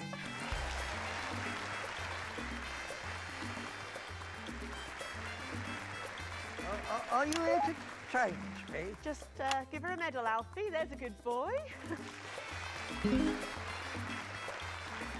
Doctor, I mean, 2 sugars, please. And don't let it steep too long.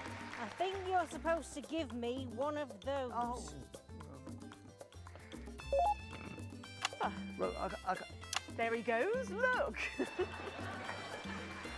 I can't get the arms up any higher than that. You'll have to go down, Mum. Thank God those fractious times are behind us, and now the territories are thriving. Are we in? As the actors said to the bishop.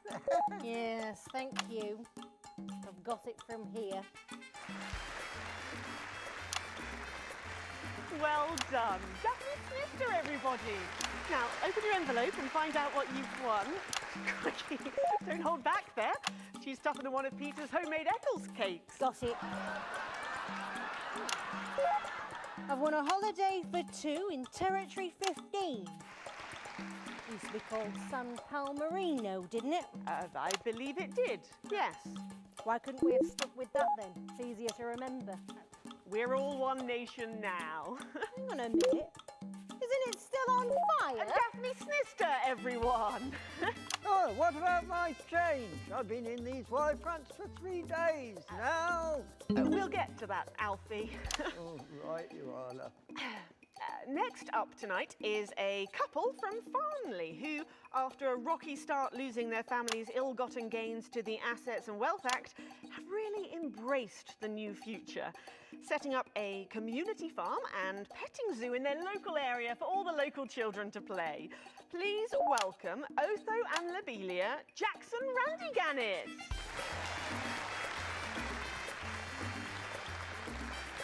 Medals, Alfie. You know, when I was in the trenches, I had a pal called Scotty Wilson. He was from way up north, so I didn't understand a bloody word he said. But he were my best mate. Should we just grab them for ourselves? Probably for the best. And his best mate was Smudger Ace. There was them 2, Fiddly Eric, Unstable Terry, and of course, Leggy Sydney. She were a girl, but she had a boy's name, so they shipped her to the front anyway. First girl any of us has ever seen close up. She's dead now. They all are. Smudger and Scotty never made it home. Fiddly got shanked in Frankworth prison in an argument over an olive. And Terry, he exploded quietly at home. Sydney got a fatal skin condition. Scratched herself to death. It makes you think. Thanks, Alfie. Great contribution.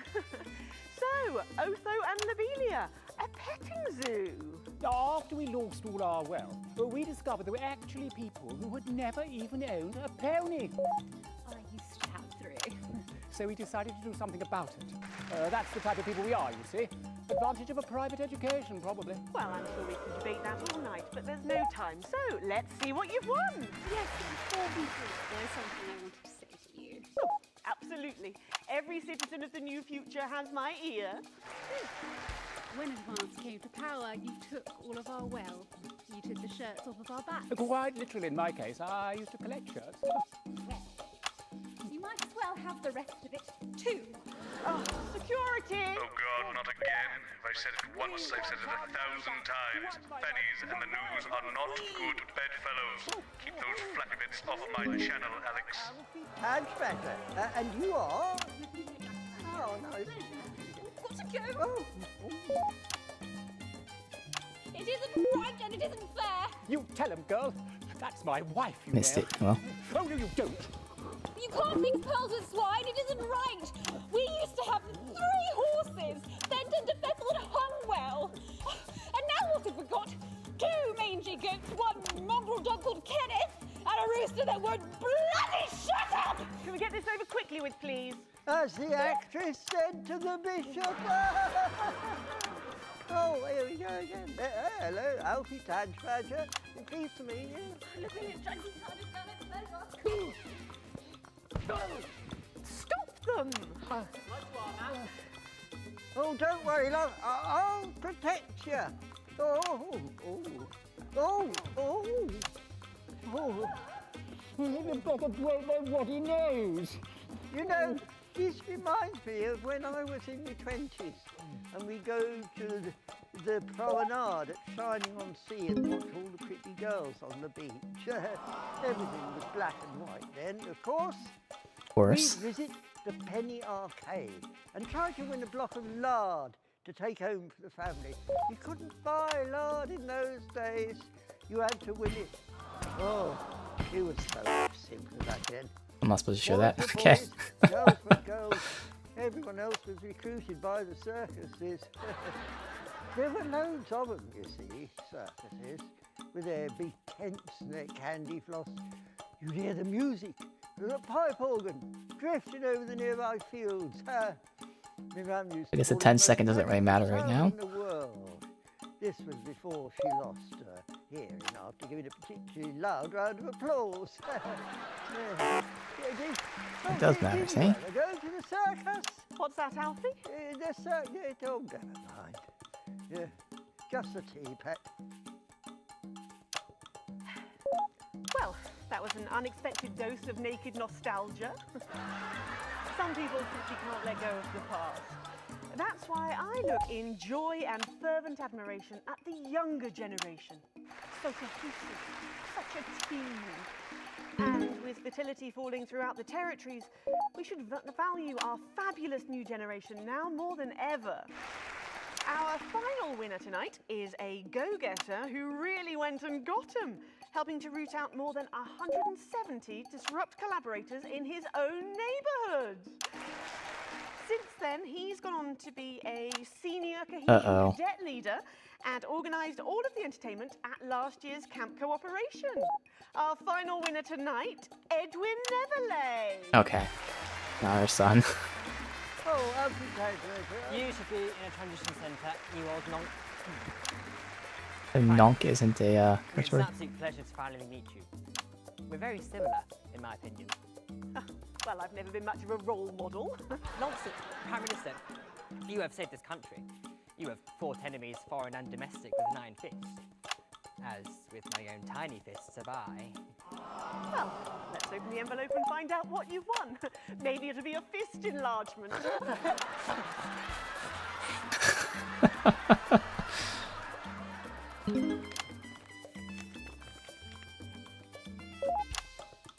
A year's internship as a behaviour coach at Betterment.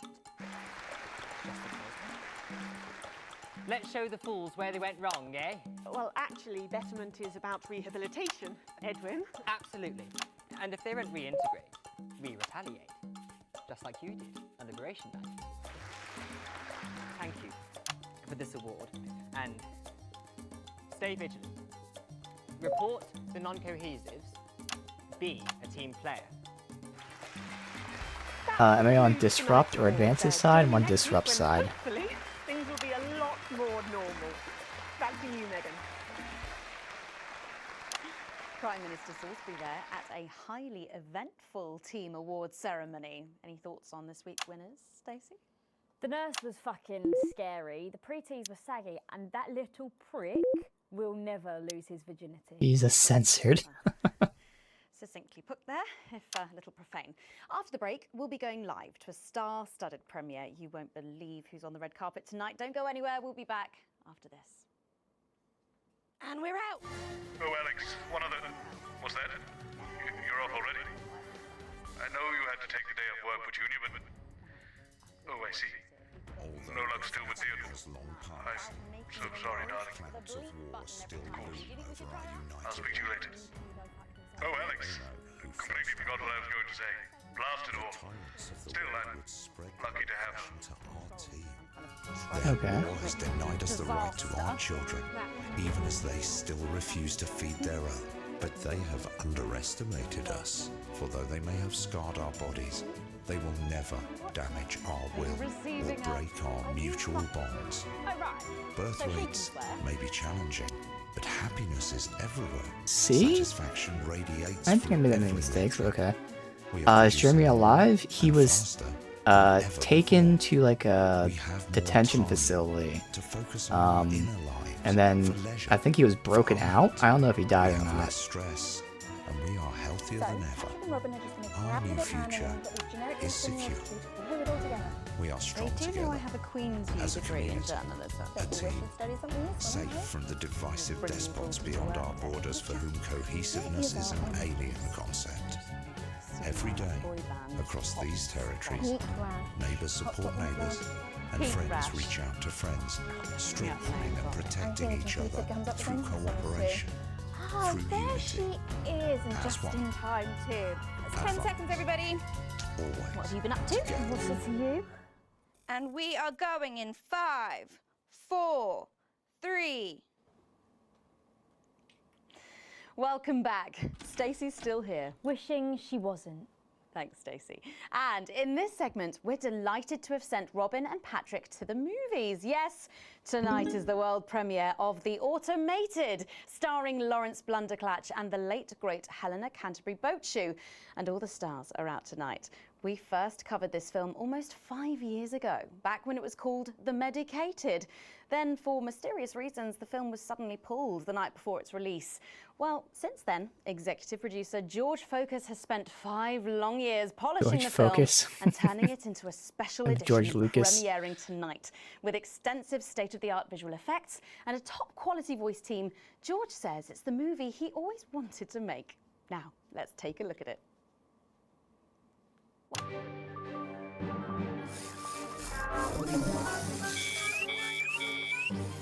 I can't deconstruct it. Captain? I can't deconstruct it. Robots!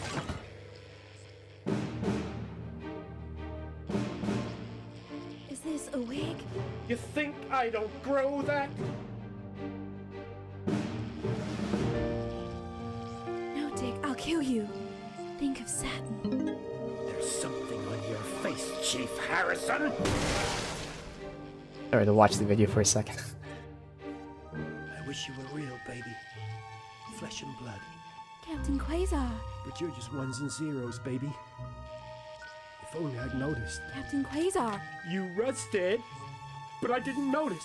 Captain. I'm buffering this, you said? Got one on me. God damn it, blast it all! Here's a map. What's a map? Okay, so head north on Interstellar Avenue, left at the asteroid belt, and a tricky 3-point turn at Uranus. What are these symbols? This corner, this is the key. We could shut it down. Yes, we could shut it down! But we have to ask ourselves, who are we?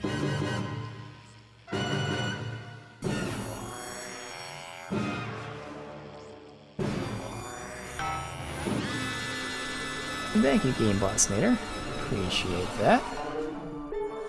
Gosh, thrilling stuff. What did you think, Stacey?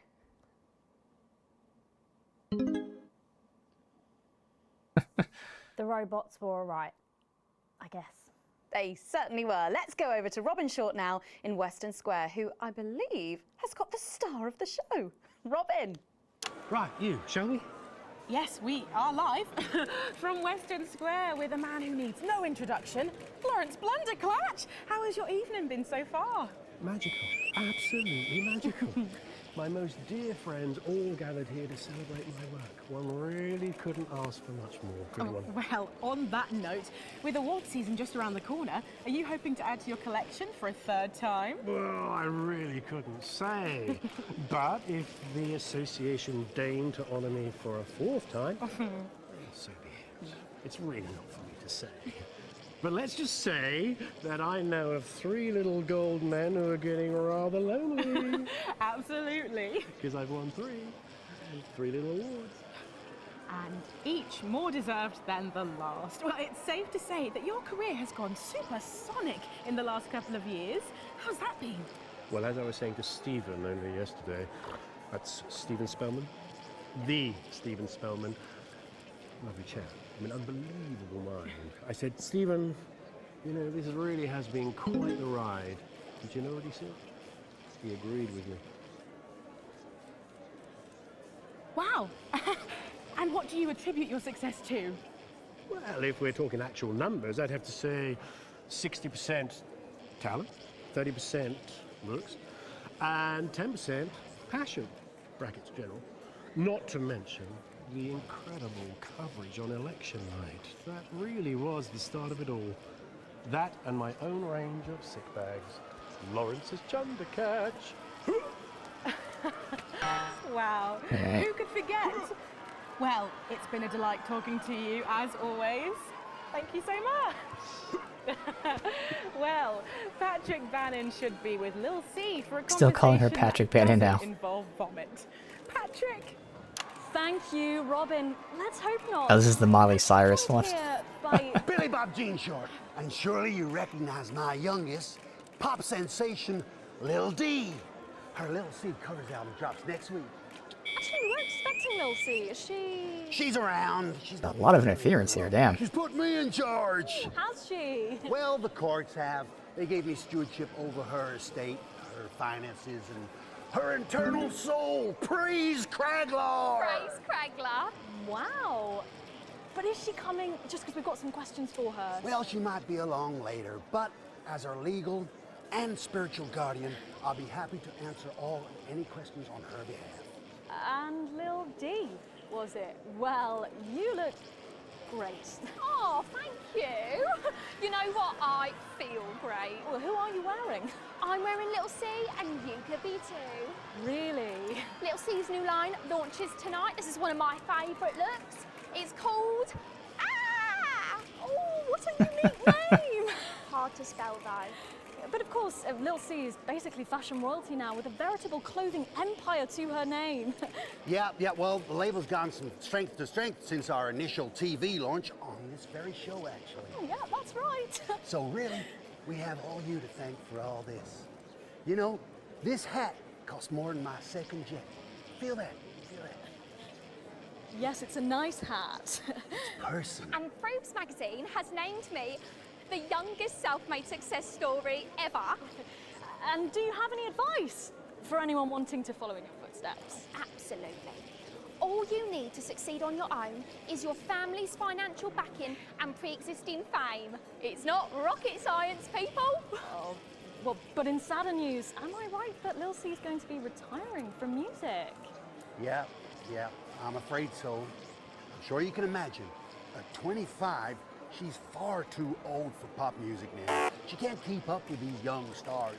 So her Best Of album is out now, and she's touring that later this year. And then her farewell tour the year after that. And that's her last chance to see her. So until the reunion tour and then the classic tour after that. But it's been a long and varied career, as you can imagine. She's very, very proud of herself. Oh, and if her health's bad, then maybe it's for the best. What's wrong with her health? Oh, yes, her health. Her poor health. And it's surprisingly expensive treatments. Curse you, Zatan! Damn your intergalactic justice! Oh, yeah. Well, we'd better be letting you get back. Those babies aren't going to sell themselves, or possibly at all. Billy Bob, Lil C. D, thank you so much for joining me, and do pass our best wishes to Lil C. Who? Oh! Now, it looks like Robin is with a music legend who actually is irreplaceable. Is that who I think it is, Robin? It absolutely is, Patrick. Oh, Jesus, yeah. how are you? Yeah, you know, I'm good. I'm great. No thanks to you, silencing me, silencing the truth. Are you referring to your attempt to incite violence against the democratically elected leaders of this country on live TV? Yeah, exactly. And instead of being held a visionary, my management and agent, they all dropped me. Oh, no. You can't break me when you didn't make me, you understand? See, I'm the voice, I'm the hope. You can lock me up, call the doctors, but only the moon can judge me. So, what have you been up to since your team cut ties with you? You know, keep building, keep moving. I'm actually working on a track right now. Written, recorded, directed, all by myself. Can we hear a bit of it? Well, no. I know I'd love to hear it, and I'm sure Okay, the I people gotta at give you a home would censor love while I'm to doing as this. well. Yeah, sure, of course. Give me the mic. Yo. The news tried to shut my mouth, but it won't be long until they go south. Okay. You're not telling me to censor My name's it. Big J, and you can't stop me. See, no censorship can stop me. Yeah, see, that's all I've got at the moment. Did you just rhyme me with me? No! Daddy promised this wouldn't happen again. You're supposed to clap and say, well done, Julian, well done. Well done, Julian. Thank you. Now, ask me a polite question, and I'll walk away nicely. Is it true that you're heir to a hotel chain? What? Where did you hear that? And that you're very much alive parents La, la, are la, currently la, on the la, run la, for la, massive la, la, la, financial la, la, hoarding. la. Oh, I'm sorry. Are you trying to censor me? Ooh.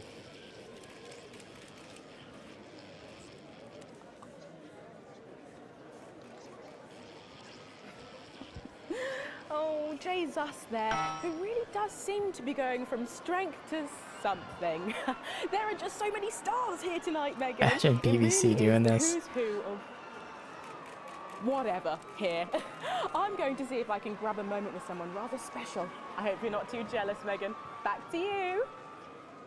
Robin, but I think Stacey and I are probably in quite enough trouble where we are. So, 3 big names there, Stacey. Yeah, big names. Any thoughts about them, maybe from your generation's perspective? You won't like my opinions. Oh, go on, try me. Well, Bumbanonk is so old he's like 1 week away from a transition centre, so who cares? And Lil C was cool when I was like 12 or something, but now she's just another fucking loony. And Jesus is a disrupt-loving wanker who should have died with the rest of them 3 years ago. You're right.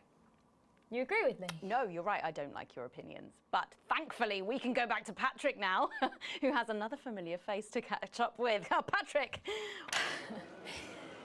It's absolutely buzzing here, Megan. The anticipation is killing us. But a little birdie's told us that any moment now, we should get a glimpse of someone incredibly popular with our viewers. A favourite destination outside for look many like? of the fans. Yes, the Mayor of Bumley will be arriving literally any second now. No sign of him yet, but as you can tell, the atmosphere here really is something else. Patrick Bannon, NNN, what's it been like since Bumley got so popular? Well, it's been wonderful. The tourism numbers have exploded thanks to the marketing campaign. Investors have ploughed millions into the town. We've got more Bumleyan jobs. It's brought more Bumleyan homes. We're all very grateful. Of course, it's not all bums and roses. It's almost impossible to get a good look at the whole these days. You know, crowds are unbelievable. Who can blame them? It's a bloody marvellous whole. And how have you found public service? Well, to be frank with you, it's been the greatest honour of my life to serve the town that I love so dearly. From the banks of the graceful Taint to the quiet elegance of the vomit-soaked car park outside the 24-hour petrol station. It's been a privilege, a pleasure, a gift, And I can't thank the mayor enough for all he's done. Let's talk to the mayor now. Excuse me, sir. Can you tell us a bit of what it's like to be elected to such a prestigious Oh, the dog's office? the mayor. And do you have any words for your legions of fans out there? Stoic, but blistering honesty from the Right Honourable Peanut T. Fortescue there, and his PA. A proclamation. Quickly, fetch your policy bag. Yes, sir. We'll get it ratified. Proclamation. Well, there you have it, Megan. What an honour to literally see local government at work there. I'm still in shock. Back to you at the studio. Thanks, Patrick. What a colourful interview there on what looks like an amazing night. They certainly know how to make an entrance, I hope. And the automated really does seem to have unstoppable written all over it, because despite Boris Horsey in Hours magazine calling it Lawrence Blunderclatch's overly long suicide note, in a review which ends with the words, and he hasn't even had the decency to see it through, the film, which is free to all residents of the territories, has seen record pre-bookings and looks set to run for months and months. But let's go back to those lucky few seeing it tonight. Oh, I'm so jealous. Robin, you seen any? Ah, fuck. Well, I thought I saw some leprechauns in the green room, but I think it might have been someone's kids. But I know, they just keep coming. And here are some more famous faces, or famous brains, I suppose. It's Dr. David Wong, and Dr. Ingrid is also here. We have been following your plight so closely on our show over the last few years. What's it like to be back on dry land? It's so wonderful. I'm still not used to it. Every time I see the sun, I want to just scream out in joy. I'm grateful every day to your viewers for their support. Without them, well, we wouldn't be here. Oh. Yeah, it's fine. And am I right in thinking that you two have a lovely little boy together? Dante's 3 now, and he's gorgeous. Oh, what a beautiful family. Not since you left me. Oh, excuse me, I didn't mean to, It's fine. Oh, it's fine, is it? Well, what happened? Well, you know, the normal story. Sometimes things aren't as easy as they were when all you had was a cave. No sooner was she able to see me in daylight than she was zooming off with a moron. Oh, she's not a moron. She's a doctor. A dermatologist is not a doctor. So sorry about this.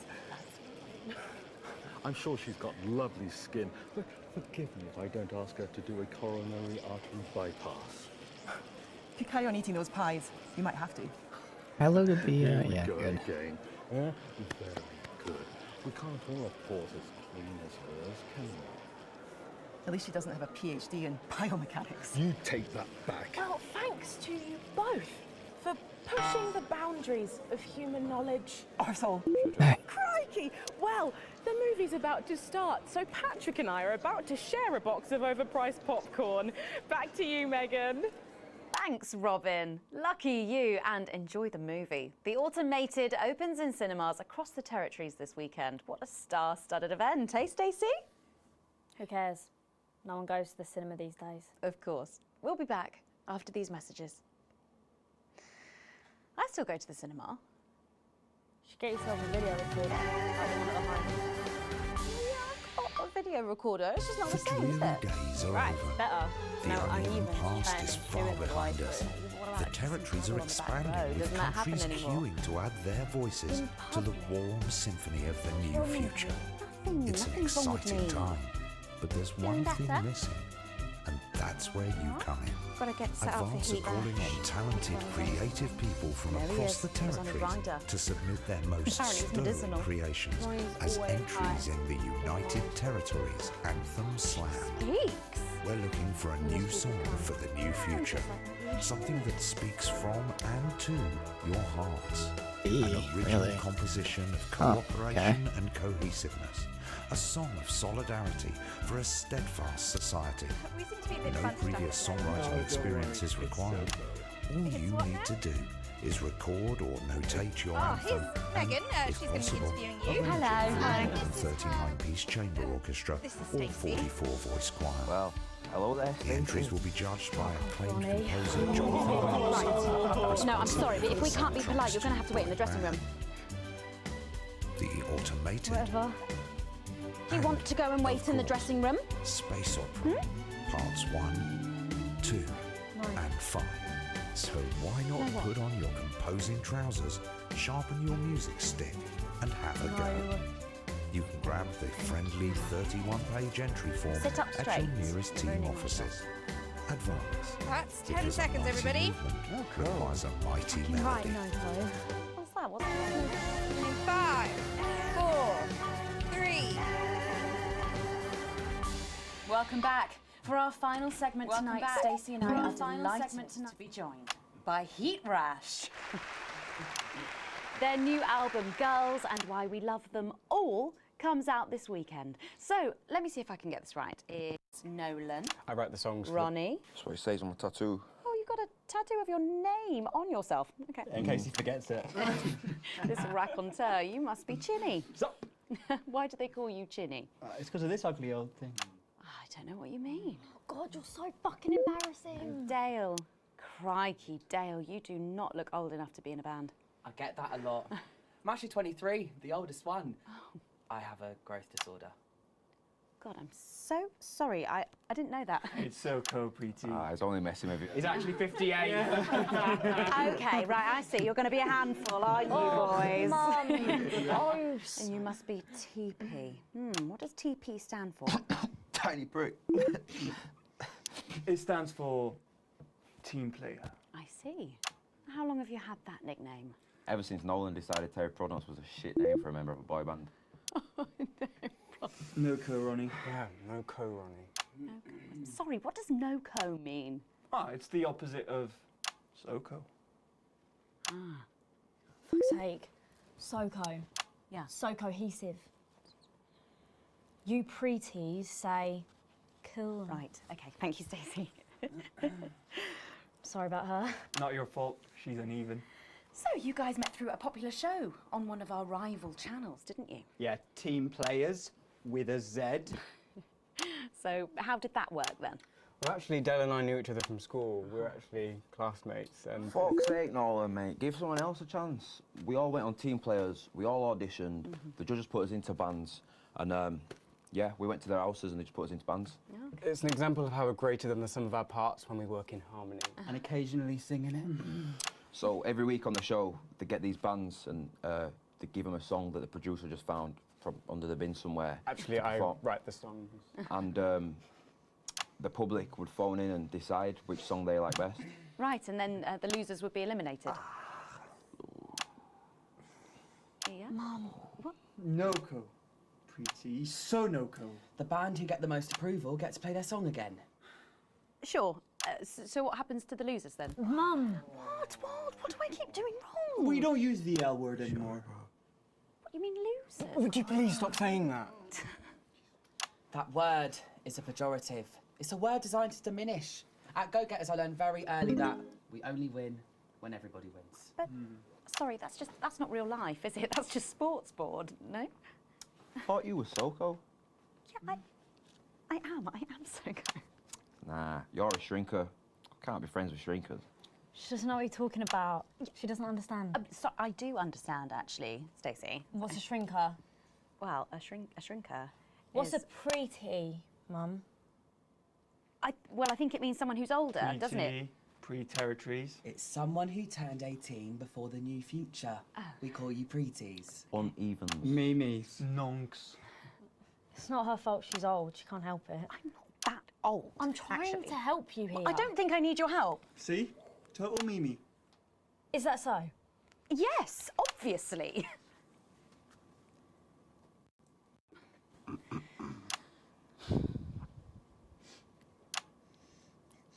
You know what the real problem with you lot is?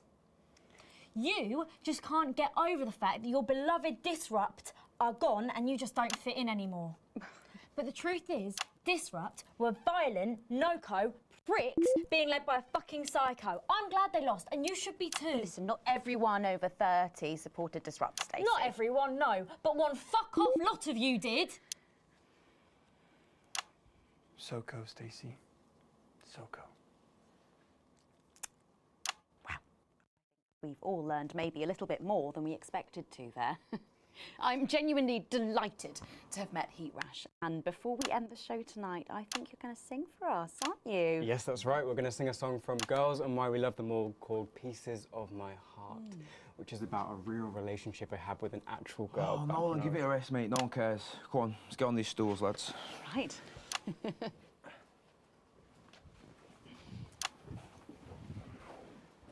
So, Stacey, could I get your contact? Oh, she's 15. Go on, piss off and sing your song, Terry. Christ. Right you are.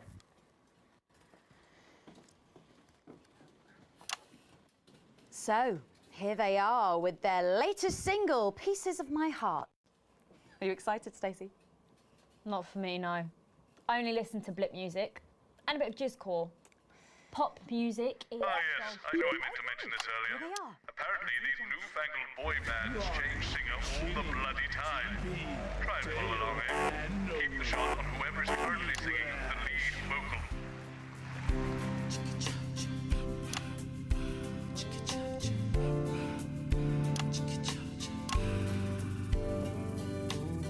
I saw you standing by the menu center with a brand new pair of Lakers, baby. Do you remember? You took the first of the pieces of my heart.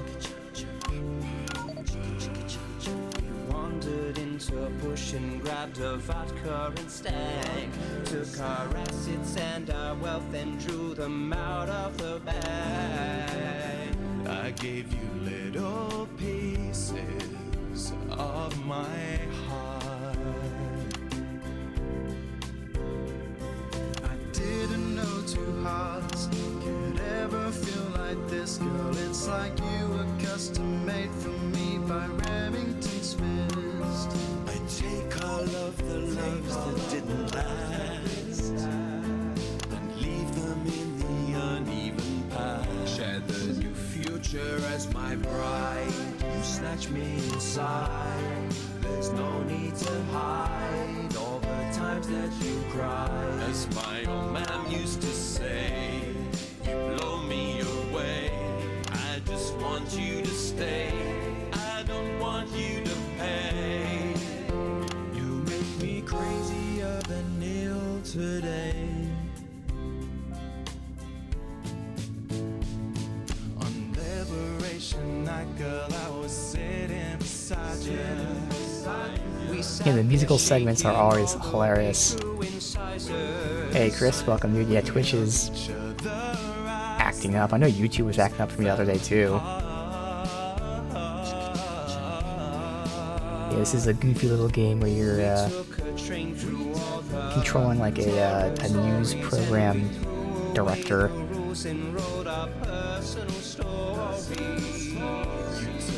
Dozen pieces of my heart. I didn't know that life could ever feel like this, girl. It's like you were custom made for me by Remington Smith. I take all of the loves that didn't last. I leave them there, the uneven past. Share the new future as my bride. Snatch me inside. There's no need to hide all the times you have cried. As my old man used to say, blow me away. I just want you to stay. I just want you to play. You make me crazier than Neil. Make me crazier than Neil today.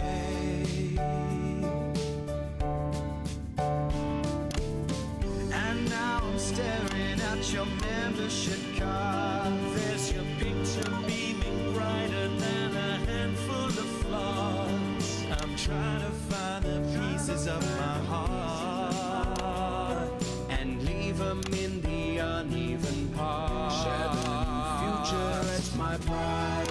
You snatch me inside. There's no need to hide all the times that you cried.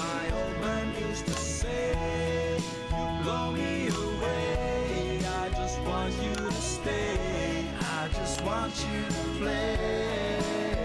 You make me crazier than neon. Crazier than neon. Crazier than neon today.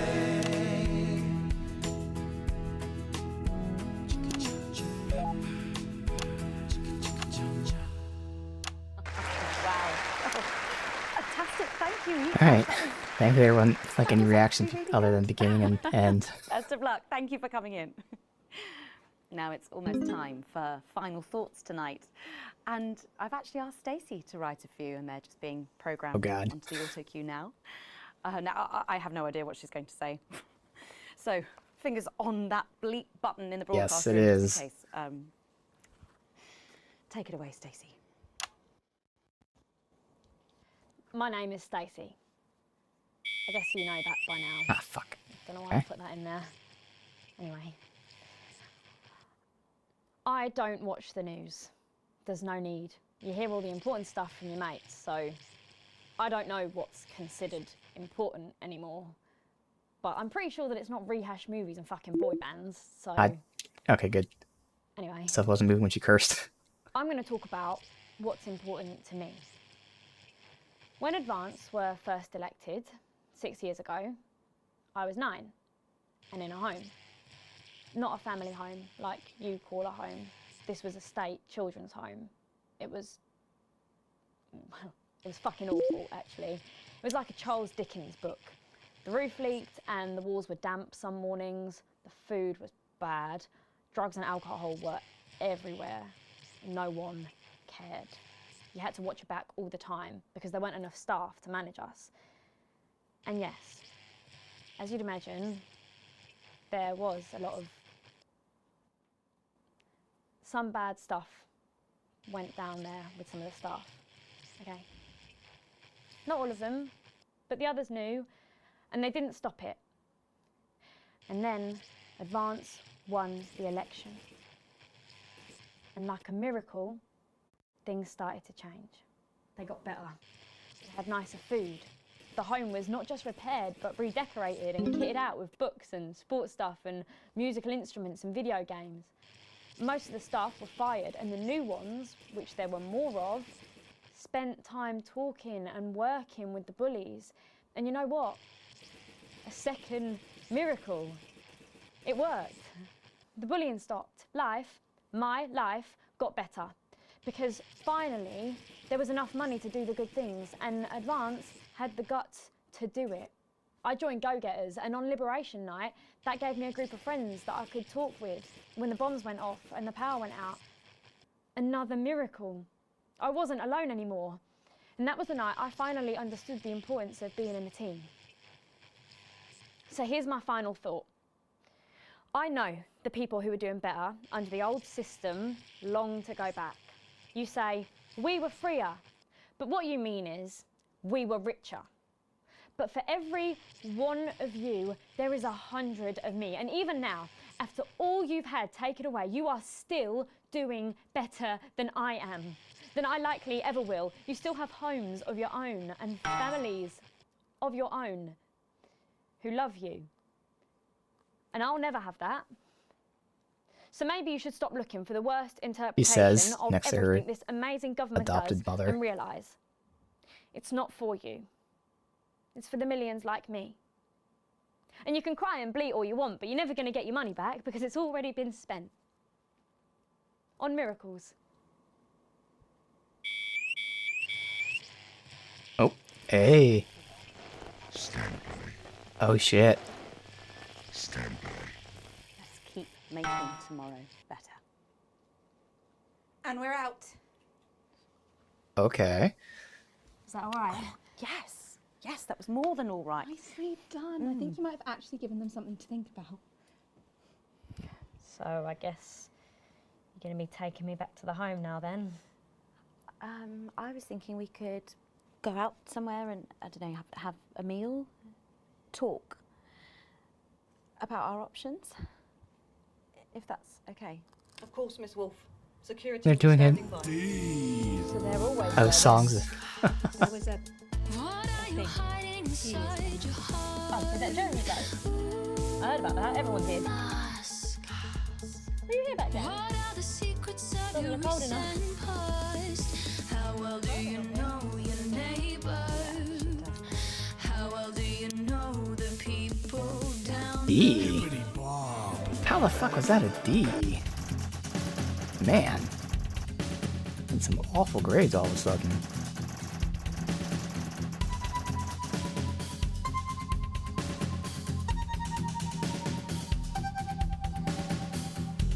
Interesting, both went up.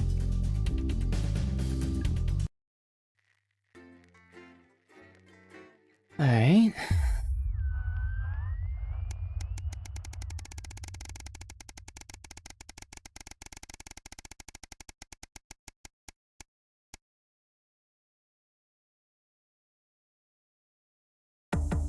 In ovens come, okay.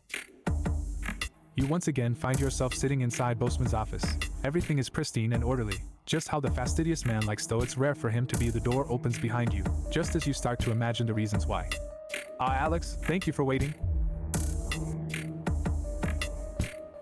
It's been almost 6 years since you started working with us. Alex, a lot has happened in that time, from the unfortunate incident with Mr. Donaldson, to the disrupt attack on this very building.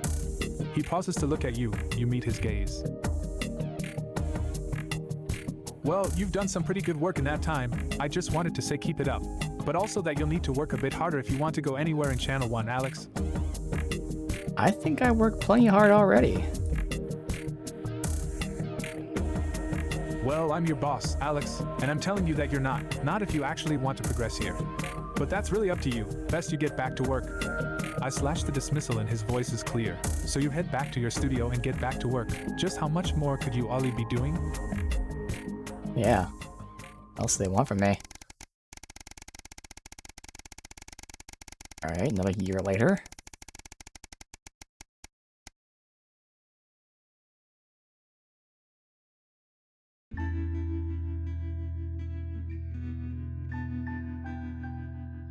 It's late. It's been snowing all day. And unlike everybody else, you've stayed inside as much as possible, keeping warm. Normally you enjoy the snow, but today it's been nothing more than an irritant. Still, tomorrow you've got the day off and might actually be able to enjoy it. And I am taking the day off if they try to make me work. Sam always gets excited when they see the snow. When they were younger, they'd always wrap the kids up and take them out to play in it. It's been a while since that's happened though. Something about the warm fire and dark nights always makes you feel nostalgic at this time of year. The sound of the front door opening startles you out of your thoughts. Hey, I'm back, Sam calls before coming to find you in the living room. Oh, the fire's going. It's lovely and cozy in here. They come and sit by you, leaning their head on your shoulder. Welcome home. How was your day? Sam sighs. Oh, you know, the usual. Spent the morning volunteering at the menu center, making myself useful. They picked up the position while unemployed and had kept it going.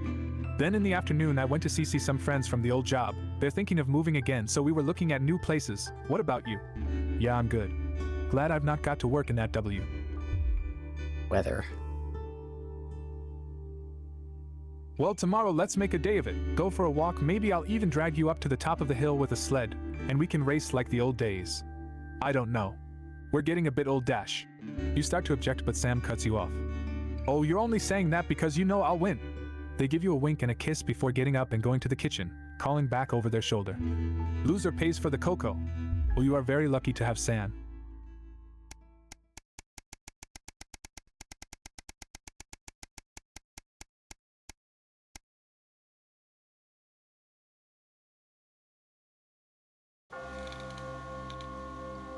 What is this? Okay. It's been over 13 years since your dad died. You've visited his grave a few times since then, normally during times of stress, or when you're trying to figure something out, or when you just want some peace and quiet. Today is no different asterisk.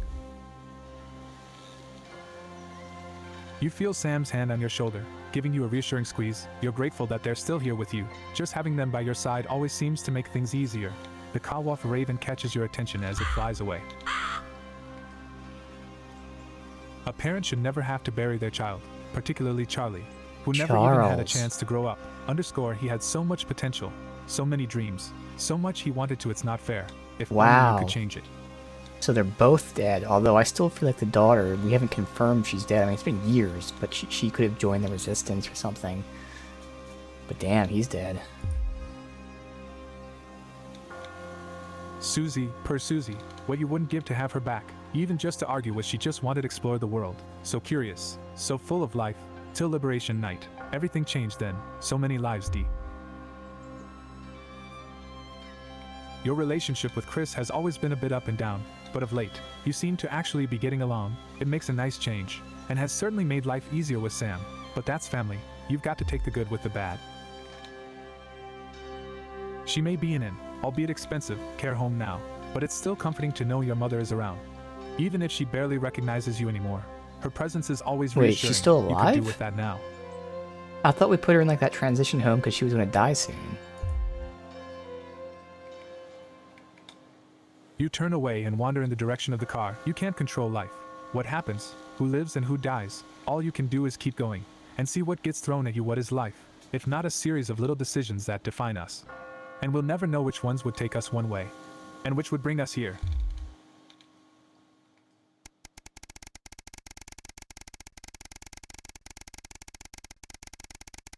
Damn. Almost another year later.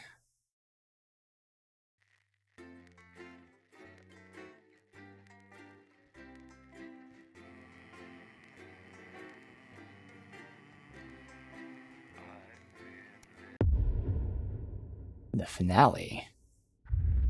Okay. Alex, good evening. That time again. Best not to focus on the problems and all that. Let's just get started. But just so you know, the problems with your equipment continue unabated. Locked buttons, screens flickering on and off, sparks and the like. I'm sure you'll manage without issue. Oh, and Great. don't forget, you've got free Okay. reign of the SFX buttons now. Make sure to use them to keep the show lively. I'll use them whenever I want. Okay. We have to play these three.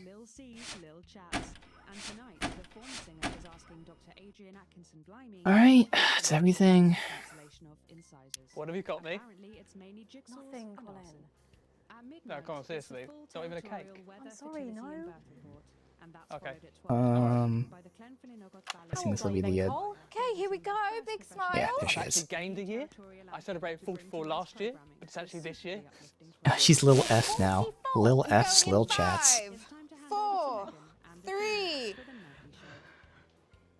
Yep, I'll play evening and welcome. anything for the I'm Megan, and disruption. I'm joined, as always, by the inimitable Robin and Patrick. How are we? Well, we have got so much going on tonight. I'm excited. I'd say I'm about a 12, Megan.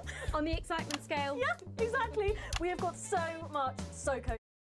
We sure do. We have celebrity chef Jordan Brankley, who will be cooking up a storm. We'll be announcing the winners of our big competition, Visions of the Future. And we'll be joined by a very special guest for a game of Wheel of Proof. And I'll even be showing you how to make your own Leaders' Day gifts. We've got all of that and so much more tonight on The Nightly Show.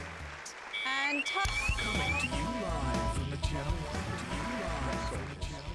We are doctors, scientists, and poets. We are all these types because we are you. We will look for the truth. But he's still alive. I wasn't sure if he got killed in that We will show it to you. attack. You will hear some frightening things about this government. They are chilling, and they are true. We have the evidence. Understand this. There is something wrong with the food.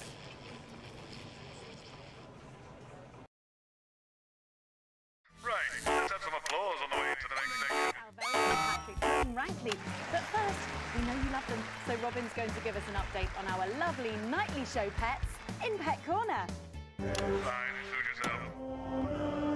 Well, Megan, first up we have our hamster, Lord Cheeks. Now, he's a squat winter grey with the scientific name Adipem stultus, and he lives here with us in this cage.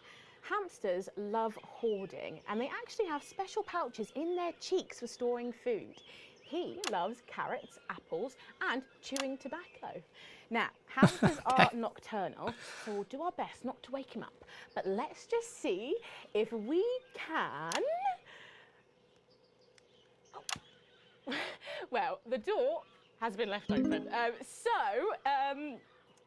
It looks as though Lord Chinks has actually gone for a little wander, but I'm sure he will be around here somewhere. In the meantime, let's say hello to our tortoise. Now, after last month's viewer vote, she is now, of course, called Slow Barbara. And don't panic, even though it is December, Babs here doesn't actually hibernate. Let's say hello. Oh, she's sleeping. Oh, Babs. Oh. Yeah, sleeping forever. Those are our nightly show pets, Megan, both alive and well. Back to you. Thanks, Robin. We'll check in on them, or some very similar animals, at the same time tomorrow.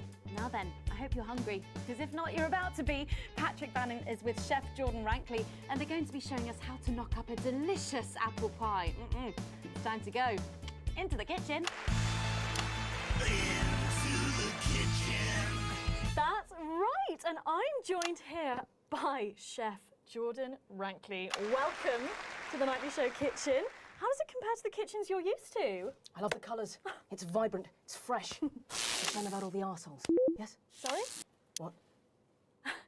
So, you own 6 restaurants, you've been awarded 9 Ballon Massifs across your career, and you've worked alongside the best chefs in the world. Tonight you've got me. So when the monitors black out, you can actually still switch to I'm them. fucking worried. Are you worried? A little early on the bleep. Fucking worried. Yes. God damn it, I did it again. So, what are we making today, Chef? So, we've got a family over for Leaders' Day. Yep. They're hungry. We're going to make them a delicious apple pie. Ooh, lovely. It's got sweetness, it's got the acidity of the fruit, and then you get the richness of that pastry. Incredible. Wow, okay, so where do we start? So, we've got to start by making our filling. So, we've got about 1 kilogram of fresh cooking apples here. Fucking beautiful. And we're going to slice these up perfectly. Yep. And then straight into the pan. Your new show, Demon Kitchen Heart Eater, starts on Friday here on Channel 1, so tell us about that. So, teams of young chefs come into my kitchen, and one by one I destroy them emotionally. And if there's time, I teach them some basic knife skills. Fuck me, Patrick. What are you doing? What? Shit. Is that how you cut? Fuck, you'll lose a fucking finger. Oh, don't worry, I've got spares. Right, so once we've done that, we set these aside whilst we make the pastry. Yeah? Yep. Bowl. Yeah? Okay. Sugar, butter. Yep. We mix that together, and then a whole egg. Yeah. Okay, egg. What are you doing, you fucking donkey? Are your brains the size of that fucking egg? Oh, no, Chef. No. Shit. Right. Mix that with a wooden spoon and work in that flour, okay? Work that into a nice ball of dough, just like that. So, what does the notoriously fierce Jordan Rankley do to unwind? Shit the bed. Yeah. What's that? What is that? Well, it's a bit lumpy. Lumpy? It could fucking pass for a sack of spuds. Touch that. Touch it. Yeah? Pathetic. That goes into chill. Now, we're mixing our filling. Okay. Apples, sugar, yes, cinnamon. So, you own 6 restaurants across 5 territories. Which is your favourite? Are you mixing that or fucking it? What? Are you going to light a candle? Take it out to dinner? Fucking mix it for fuck's sake. Right, now we're rolling out 2/3 of our pastry. God. Bit of flour into the dish. And the filling goes next, right? Absolutely right. Oh, lovely. Okay. Then we're taking the remaining pastry, rolling that into a round, and that goes on the top. Beautiful. Lovely, okay. Right. Brush a bit of water around the rim. Right, yeah. Beautiful. Now press gently all the way around. And we're cutting 5 slashes very carefully for the steam. And then brushing the whole thing with a beaten egg. Lovely. Okay. Egg. Ta-da! What do you think? Oh my God. You You, come here, you. That's a disgrace. I'd rather jam my eyeballs up my fucking arse than look at that. I'd rather use my tongue to tie my shoes after a fucking shit-kicking contest. Do you understand? Then it goes in the oven for 45 minutes. Oh, put your fucking head in the oven while you're at it. Useless. You! Come here, you! You're the worst fucking thing to happen to food since cyanide. Do you know that? I tell you what. Fuck off! Get the fuck out of here! Fuck off! Yes, okay, well, while I do that, let's go now to Megan and Robin, who will be announcing the winners of our competition, Visions of the Future. Don't forget the SFX buttons. Well, that looks delicious. If you want to follow along at home, then make sure you write in with a stamped addressed envelope and we'll send you the fact sheet. So, Robin, look at all these amazing entries to the Vision of the Future competition. Yes, we challenged you to show us your predictions of the future, and we were just inundated with entries, weren't we, Megan? From wacky inventions to global problem solving, they are all amazing, and we had the best time looking through each one. So tough narrowing it all down. So we have some amazing runners-up. In third place, drum roll please, we have Hamish, who's 3 from Lunwelly. He calls this still life and future of God, and it really blew us away. Just look at the line work here, and I can really feel every passionate stroke of the brush. If you look here, you'll see a beautifully rendered, what I thought at first was a smiley face, or perhaps a cat. But I think if you really look, you'll see it's actually a representation of the seeming futility of death through the eyes of the living. Indeed. He's also chosen to just leave a lot of it blank, which I think is really interesting. If you know Hamish and his work, of course, he loves focusing on the negative space rather than the image itself. Stunning, absolutely stunning, and such talent from one so young, Megan. But next up, we have our second place entry. So in second, drum roll please, we have Keith, 41 from Dungleys. Yeah, Keith, we were sort of aiming this towards our younger viewers, but still, he has sent in his idea of the future, which he's calling Ravaged Earth. Indeed, he says in his really rather detailed notes, deprived of basic resources, society will resort to a brutal system of weekly battles to the death where only the victor may breed. He also says at the bottom here, either that or about the same, but maybe a bit worse. I really love his attention to detail. You can see the sort of gladiatorial arena, and then what I can only assume is Keith himself pulling off this chap's head and shouting, "Come back to me, Linda!" Oh, Keith. Maybe if you spent more time outdoors and less time entering children's competitions, she might not have loved. Special one there. And finally, of course, it's time to reveal our winner. All our runners-up will receive a day out at an inflatable Happy Land on an industrial estate just off the A40. Sorry about that, Keith. But our lucky winner will win the chance to spend the day at the Department of Change to see how our teammates are actually making the new future a reality every day. And the winner is, drum roll please. Happy with that. Happy with that. Clem. I didn't like him much. I thought his Man of the People act was just that, an act. But in the 6 years since he's been gone, I started to wonder if he was the only thing keeping the brakes on the team. And I'm wondering if Julia Salisbury realised it when she reflects on his passing. Or worse, that she knew all along, because then, of course, it's not reflection. Getting involved in the party. Yep, Oh, that's what I figured. Seems to have gone a bit haywire.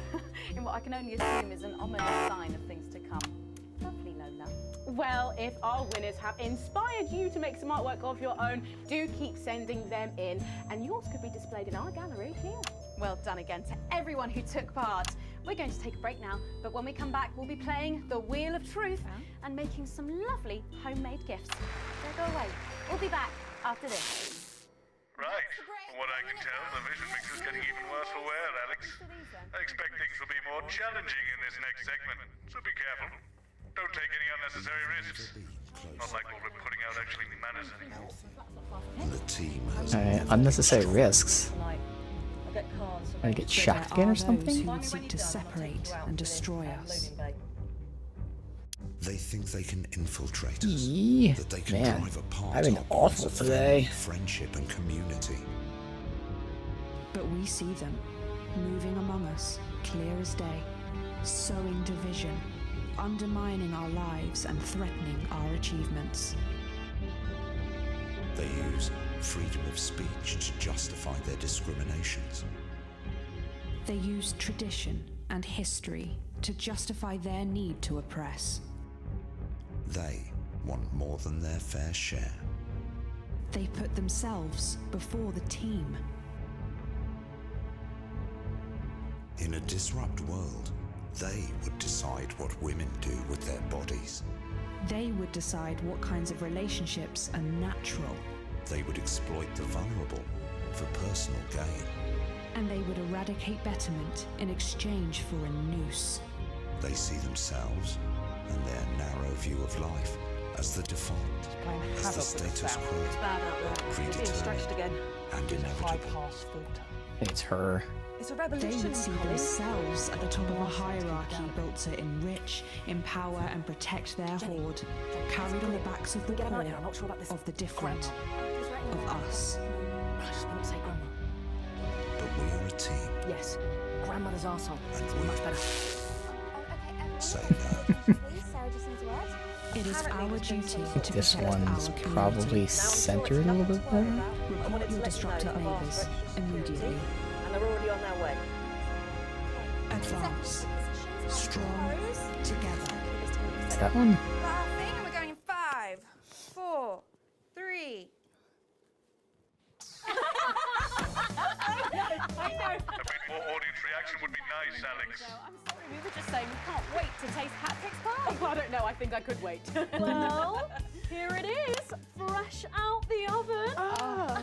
Well, it does look amazing. Jordan, how did our Patrick do? Well, let's just say that pie's got more crust than my grandmother's arsehole. Well, thank you for that. Well, come on, try it. Dig in. Okay. Whew.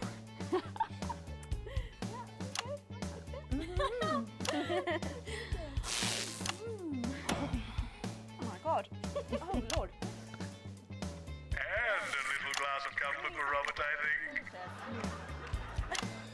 But now you better go and get ready for that next feature.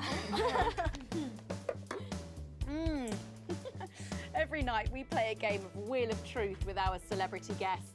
But I know what you're thinking. Megan, we've only got one celeb guest. Well observed, viewers, well observed. Well then, I better bring her out. One for the State of the Nation. Guest, what do you think? And one for me. Best-selling author, lawyer, and thinker. I mean, she's only the bloomin' team leader. It's Julia Salisbury. Prime Minister Julia Salisbury. Oh, welcome, Julia. Darling. Oh, so good to see you. Oh, Megan, you look incredible. Stop it. I was just about to say the same thing. Now, don't get too comfortable. It's time to head over to Robin and Patrick as we play Wheel of Truth. Has the audience gone to sleep? Remember the SFX buttons. That's right, it's that part of the show where we pit our celebs against each other to see if we can break them. That's right, Robin. They're gonna spin the wheel to pick a round, and it could be anything from box of flies to slap my face. They really have no idea. Lovely. What's in store. So up first we have Jordan. Let's give it a spin. Yeah, here we go.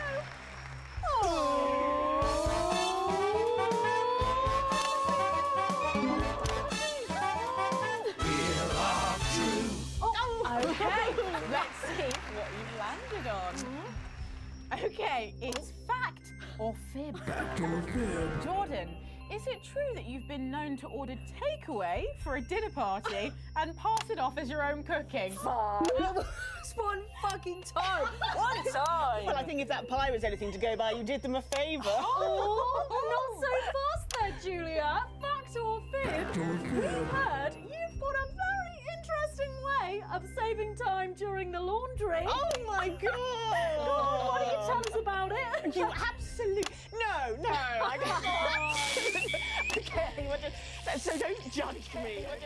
Once, we fought and died for the right to an informed choice. We had journalists we could trust, so we made decisions for the common good. Then we took it for granted. And now, Now we have bread and circuses. So eat your sandwiches and enjoy your clowns while you can.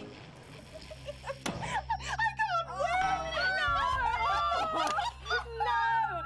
Honestly, raise my taxes. We're clearly not paying you enough. Come to my dressing room after the show. We'll sort you out. Are you blushing, Patrick? Is all this talk of bras embarrassing you? Blushing? I mean, I'm not blushing. Come on then, you, Julia. Spin the bloody wheel. Let's do it.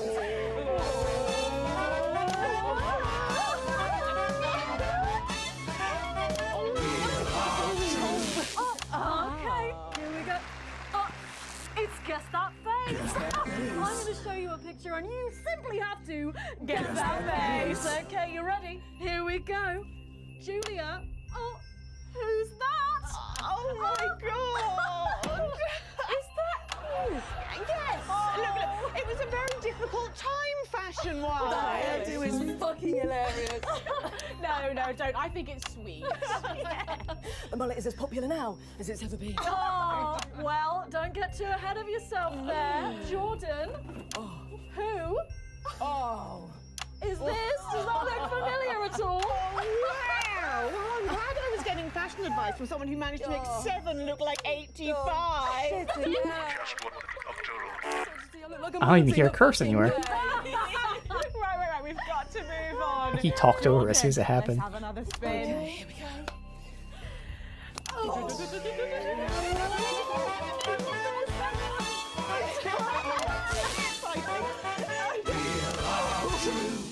Okay. Oh, It's my go, Patrick. go on. I'm so keen. Love this game so much. Oh, well, you're in for a treat. Yeah. It's fact or fish. Okay, if you look under your podiums, you will find a lovely fish smoothie.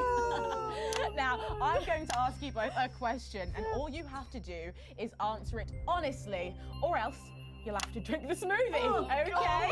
Okay. Are you ready for the question? Yes. Here we go.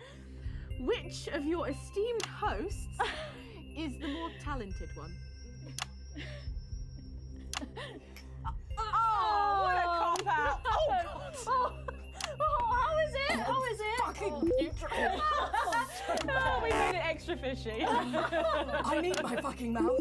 Do you know how much these teaspoons are worth? Well, we've got time for one more quick spin, so go, Julia, go!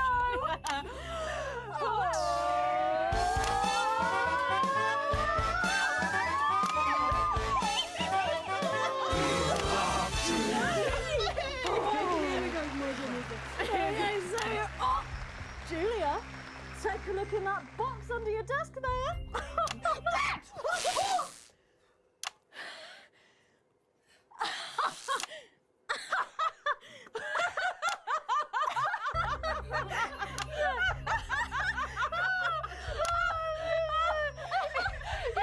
I think Lord Cheeks is trying to get in on the game. Oh, bless him. Julia, what have you got in that box? It's not cheese, is it? Another one, Mr. Boson. Don't mind if I do, Mr. Boson. Ling balls? What am I supposed to do with these? Well, give it a go for us. But I have absolutely no idea what I'm doing. Come on. Do it, do it, I want do to it, do it. do it, do it. Oh, she's doing it. She's fucking doing it.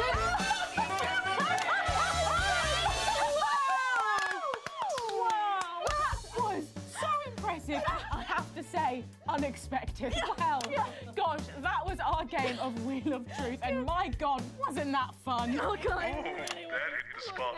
But now it's time to head over to Megan in Crafty Corner. With SFX, less is more, Alex. That's right, you join me in Crafty Corner, where today I'm going to be ably assisted by Julia. Come on over here.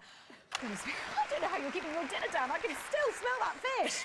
Well, to be honest, I've had worse. I used to eat at Peter Clement's house. Oh, well, I hope you've got your artsy hat on, because today we're going to be making something very close to my heart. It's our little studio. Look at that. Isn't it adorable? All of us there on the sofa. Wow. Oh, it's gorgeous. Oh, is that all you in there? Yeah, it is. If we can just get a little zoom in, there we are. Oh, I don't know about you, Julia, but I always leave my holiday shopping to the last minute. Oh, every year. I do it every year. Well, luckily these make amazing gifts. Shall we get cracking? Oh, well, not much left in the bottle. Start. Clearly not too... Shoebox Lovely. here. And Julia, that's it. Grab those scissors. I just want you to get rid of this front panel here. Perfect. Will do. Are you big celebrators in your house, Julia? Oh, yes. No, in my house we show our love through food, like big dinners, loads of drink. Absolutely right. That's the best bit about any holiday. It's all that food. This bit as well. Absolutely right. Cutting along the line there. Do be careful with the scissors at home. Make sure you're being supervised if you are a child. There we go. Fabulous. There we go. Okay, so it's going to look a little something like this, and I've got one here I made earlier. We painted it with a bit of poster paint, white to match our lovely curtains here in the studio, but you can obviously have whichever backdrop you like. Like a nice shiny gold number. Well, exactly right. So we're going to make bits of our set now to put in the studio, perhaps a little desk. So I'm just going to grab this piece of card. I've just got it from a little cereal box packet. I think I'll give you this one, Julia. Shall I? Thank you There so you go. much. And all you need to do is cut along the Lovely. lines there. Fabulous. So what's the best part of any Leaders' Day dinner, do you reckon? I don't even have to think about it. Really? I love the 3 potato pie. Free potato pie? I don't know that one. You know, with the chips covered in the mash or wrapped up in a jacket potato. Okay. That just means I don't know, but that sounds starchy. Okay. Well done, Julia. So now she's folding over a little bit there. What it's going to look like at the end is this little rectangular shape there. And we're going to pop it in the middle. Bit of sticky tape on the back there so it sticks down. Now we need a sofa. That's what we need next. We're going to make that out of a lovely paper cup. Knocking everything over. Knocking it all over. I got one though, Megan. Good. Fantastic. You're just going to cut along the line here, down the middle. Exactly right. And then when you've done that, around the bottom and again around the top. Well done. When you're done, oh, there we go. It's going to look a little something like this. And look what I've done there. I've stuck some felt down. Nice and comfortable sofas. Yes, can't have our tiny Megan having an uncomfortable sofa, can Well, we? absolutely not. She'll be on the phone to her tiny agent and getting someone tiny fired. Yeah. Well, there's only one thing missing, isn't there, Julia? What is that? A higher calibre of guests. Nearly. It's people. So all we've done to make our little people is we've stuck a cocktail stick into a bottle cap. We just need a face for that now. I've got a good one here. I know it well. It's me. Lovely. I'm going to stick it down there. A little bit of sticky tape. Oh, my felt's going everywhere. There we go. Oh, I'm a bit lonely. Let's take Robin and Patrick over. Do. Sitting down on the couch over there. There you go. And well, I'll make myself just comfortable just there. And these, of course, are all Lovely. made and cut out of our favourite newspapers or magazines, so you can have any guests you like. Julia, is there anyone else you'd like in a studio? Oh, yes. Well, Go on then. I'm going to be playing Wheel of Truth with Ronnie from Heat Rash. Nice. Yes, put that away. Yes, he's going to be teaching me choreography, and I'll be teaching him foreign policy. And of course, you can decorate them however you want. Perhaps you're a bit, I don't know, nostalgic for the old look of our studio. We've got the blue studio down there. Or even a bit of retro red. I've got Sheila Quickstep being interviewed there by... Oh, sorry, that's not supposed to be... Oh, Mama, that's Stacey. Oh, bloody hell, is it still on? It's time for a break.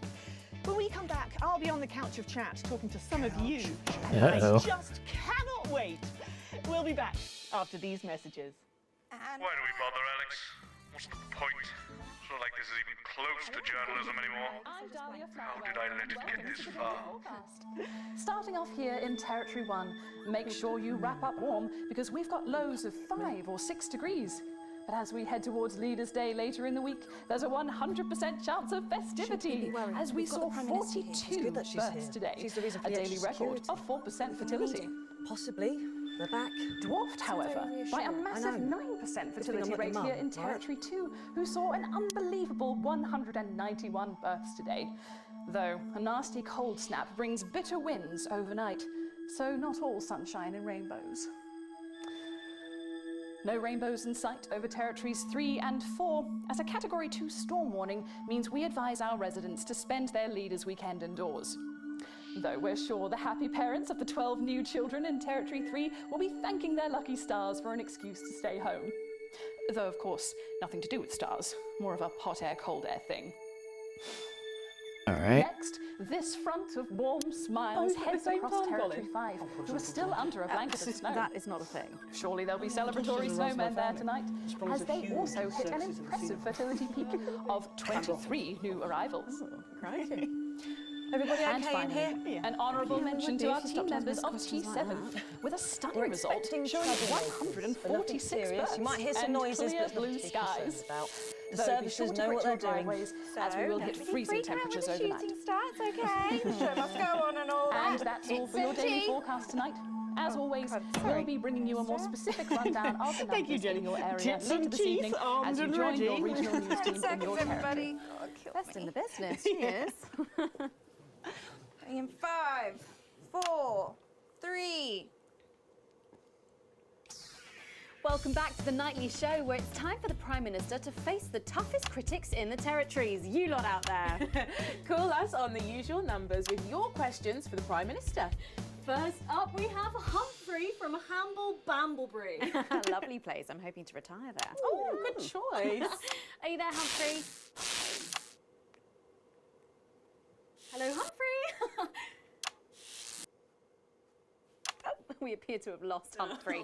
We'll try and get him back, but let's go to another call in the meantime. Who have we got next, Patrick? Next up, we've got Mandy from Askminster. Oh, I don't think I'll be retiring there. Hi, Mandy. You're through to the Prime Minister. What's your question? Hello?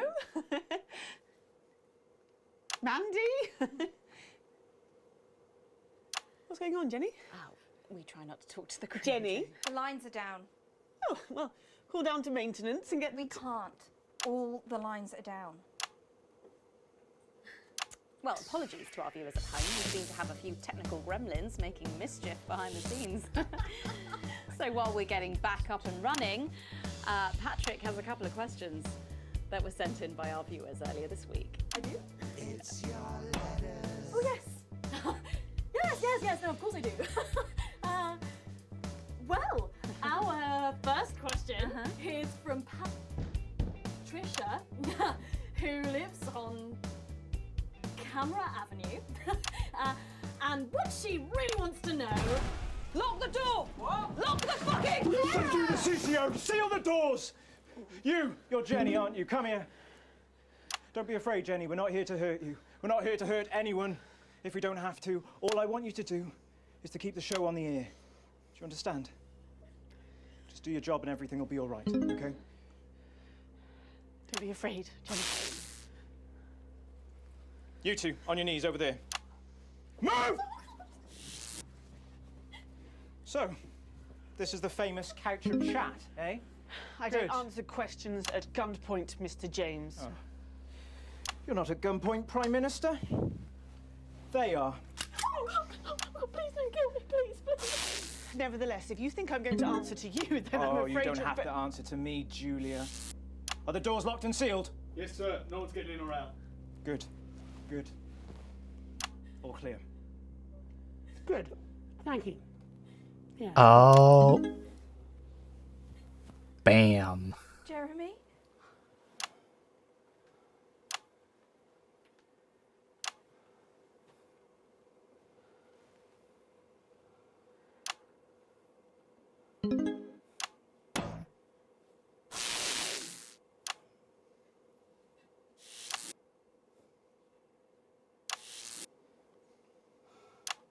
Hello, you.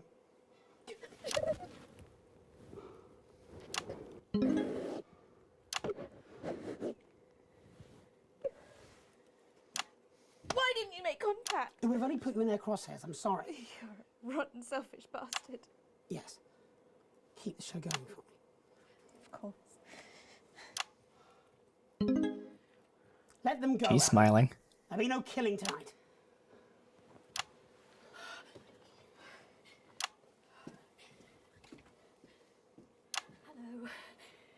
I don't think we've met. I'm Patrick Bannon. Is that what you're telling yourself, is it?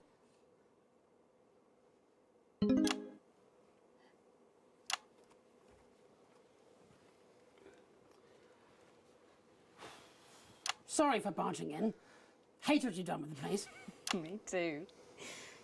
Would you like your spot? It's yours now. You wear it well. So, let's talk, shall we? Armed security are on their way, Mr. Donaldson. I know you know that. Well, we best make use of the time we have then, eh? Well, I'll leave you to it then. No. I think you should stay too. For safety? For balance.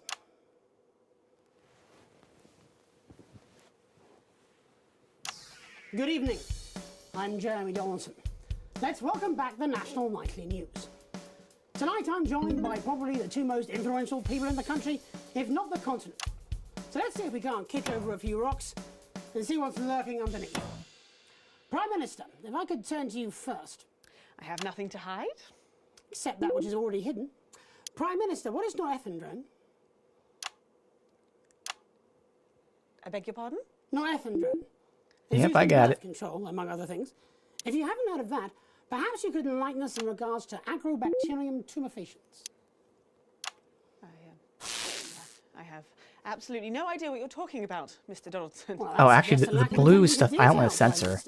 Because the blue is what they want me to censor. Used in the genetic modification of an organism. And I found traces of both these substances in every single one of the menu centre food boxes that I've had analysed. From across the territories, if you're wondering. What exactly are you suggesting? I'm not suggesting anything, Prime Minister. I'm just pointing out the facts. Oh my God. Is that why Kate and I can't have... So you blamed it on the radioactive clouds from your bombs? Before Stacey, we tried so many times. Prime Minister, is there something wrong with the food?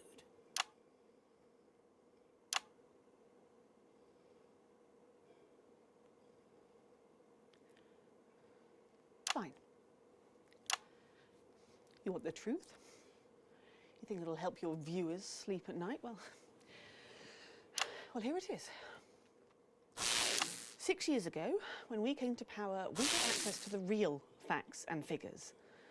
And they told us we were doomed. The population was expanding at an unsustainable rate. Within 50 years, we would be out of natural resources. We would war over fuel, and then inevitably food and clean water.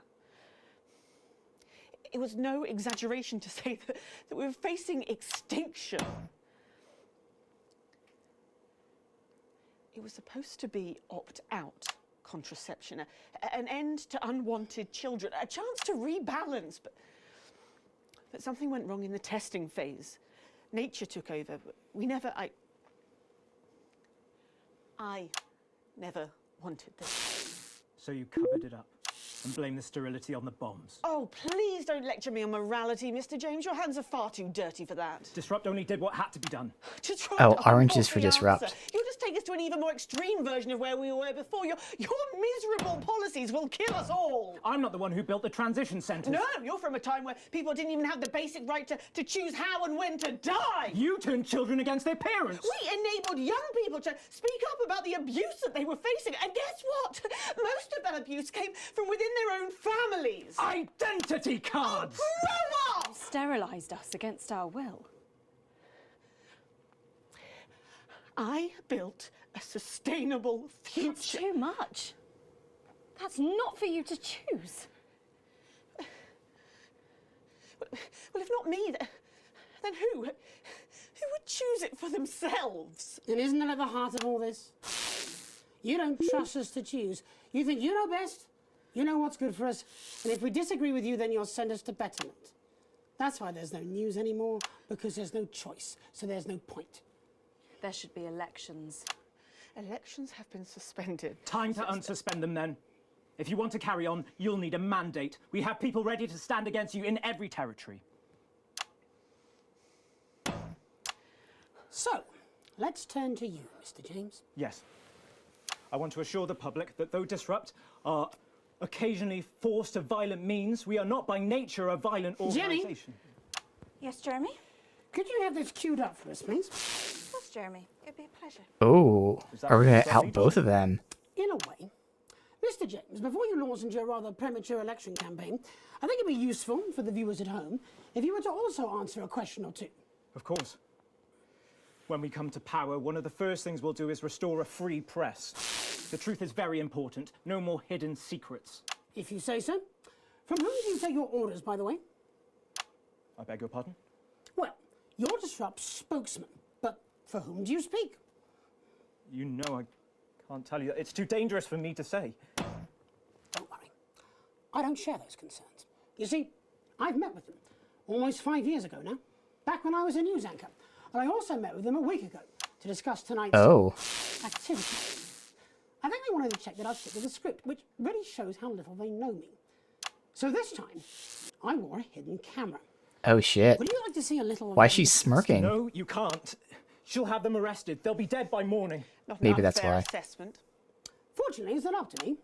It's up to Alex in the broadcast room. What screen, Jenny? Screen 4. No, you can't. My people will stop you. Cut the power to Alright, your who's machines. gonna be? Well, I would imagine mine will be doing their level best to ensure that Mr. Donaldson's footage gets the airing it deserves. After all, my security forces will be here soon, and I imagine this will end very badly for all of you. Queued up and ready. Thank you, Jenny. Alex, showing this will have consequences. For someone not showing it, it's up to you. Alex, you got us this far. Please don't fall at the last hurdle. Oh damn, glad I'm not making this choice. All our good work, all the years of disrupting, you could make it all for nothing. Please, don't play that footage. And you're absolutely certain in your research? It's unpalatable but true. Advance are covertly sterilising the population. Why don't you just release this through your normal channels? Mr. James is surprisingly efficient rabble-rouser. The peasants respond to his more earthly qualities. But you, Mr. Donaldson, are a face they I'm not gonna bleep anything. We did not risk our operatives' lives to rescue you out of altruism. And afterwards? Once all this is out in the open? We anticipate considerable unrest, possibly riots. Followed, of course, in the restoration of democratic elections, under our control, of course. Nature abhors a vacuum. You, Mr. Donaldson, will create that vacuum, and we should be there to fill it. That will take considerable resources. From what I understand, Advance took your wealth.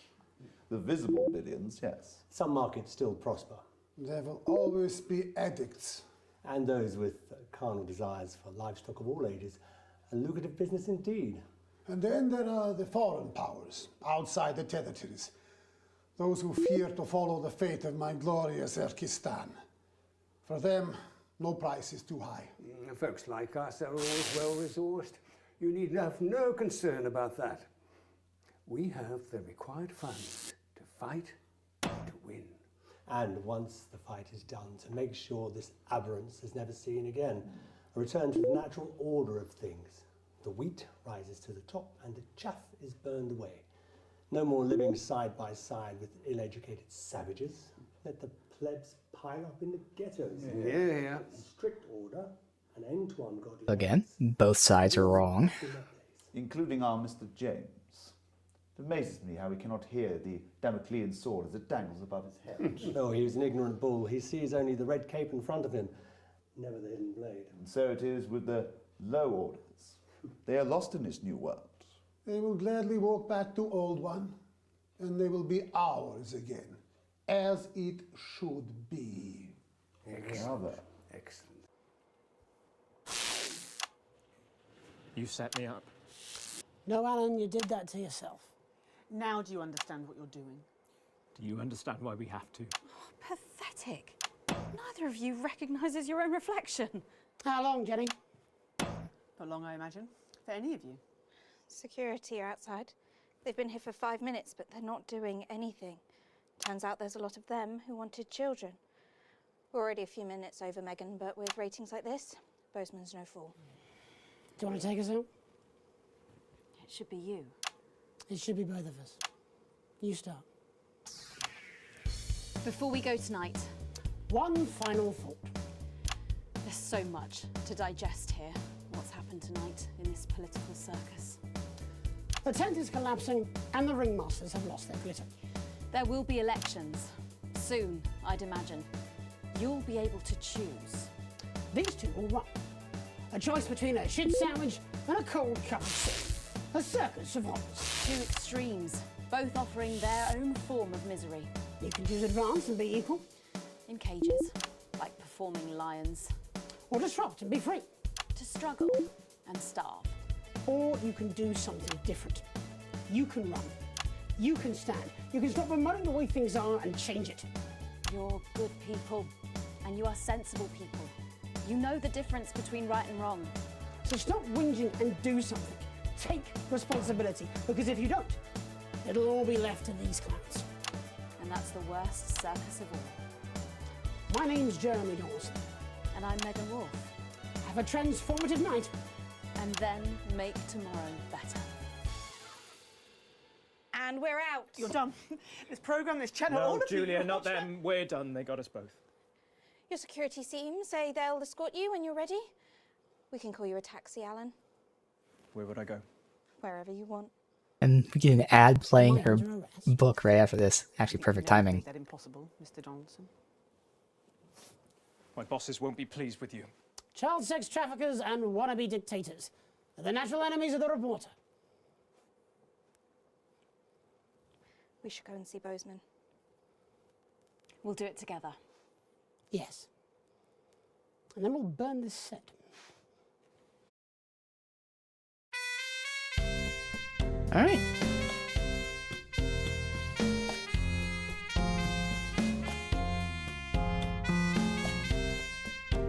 That was a fun little game there. Obviously, there's a whole lot of replayability, a bunch of different choices, different endings and whatnot.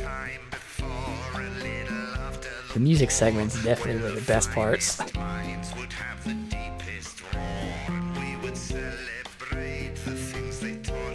Taking some time away from the spotlight.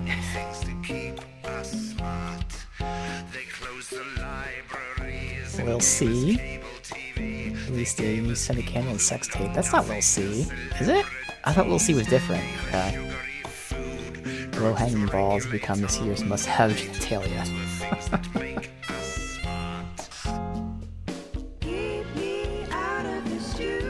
Lady Dante had superpowers, destroyed all marine life south of the equator. Okay.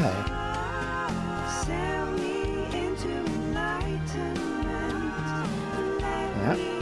Again, that was his beer falling from the spaceship.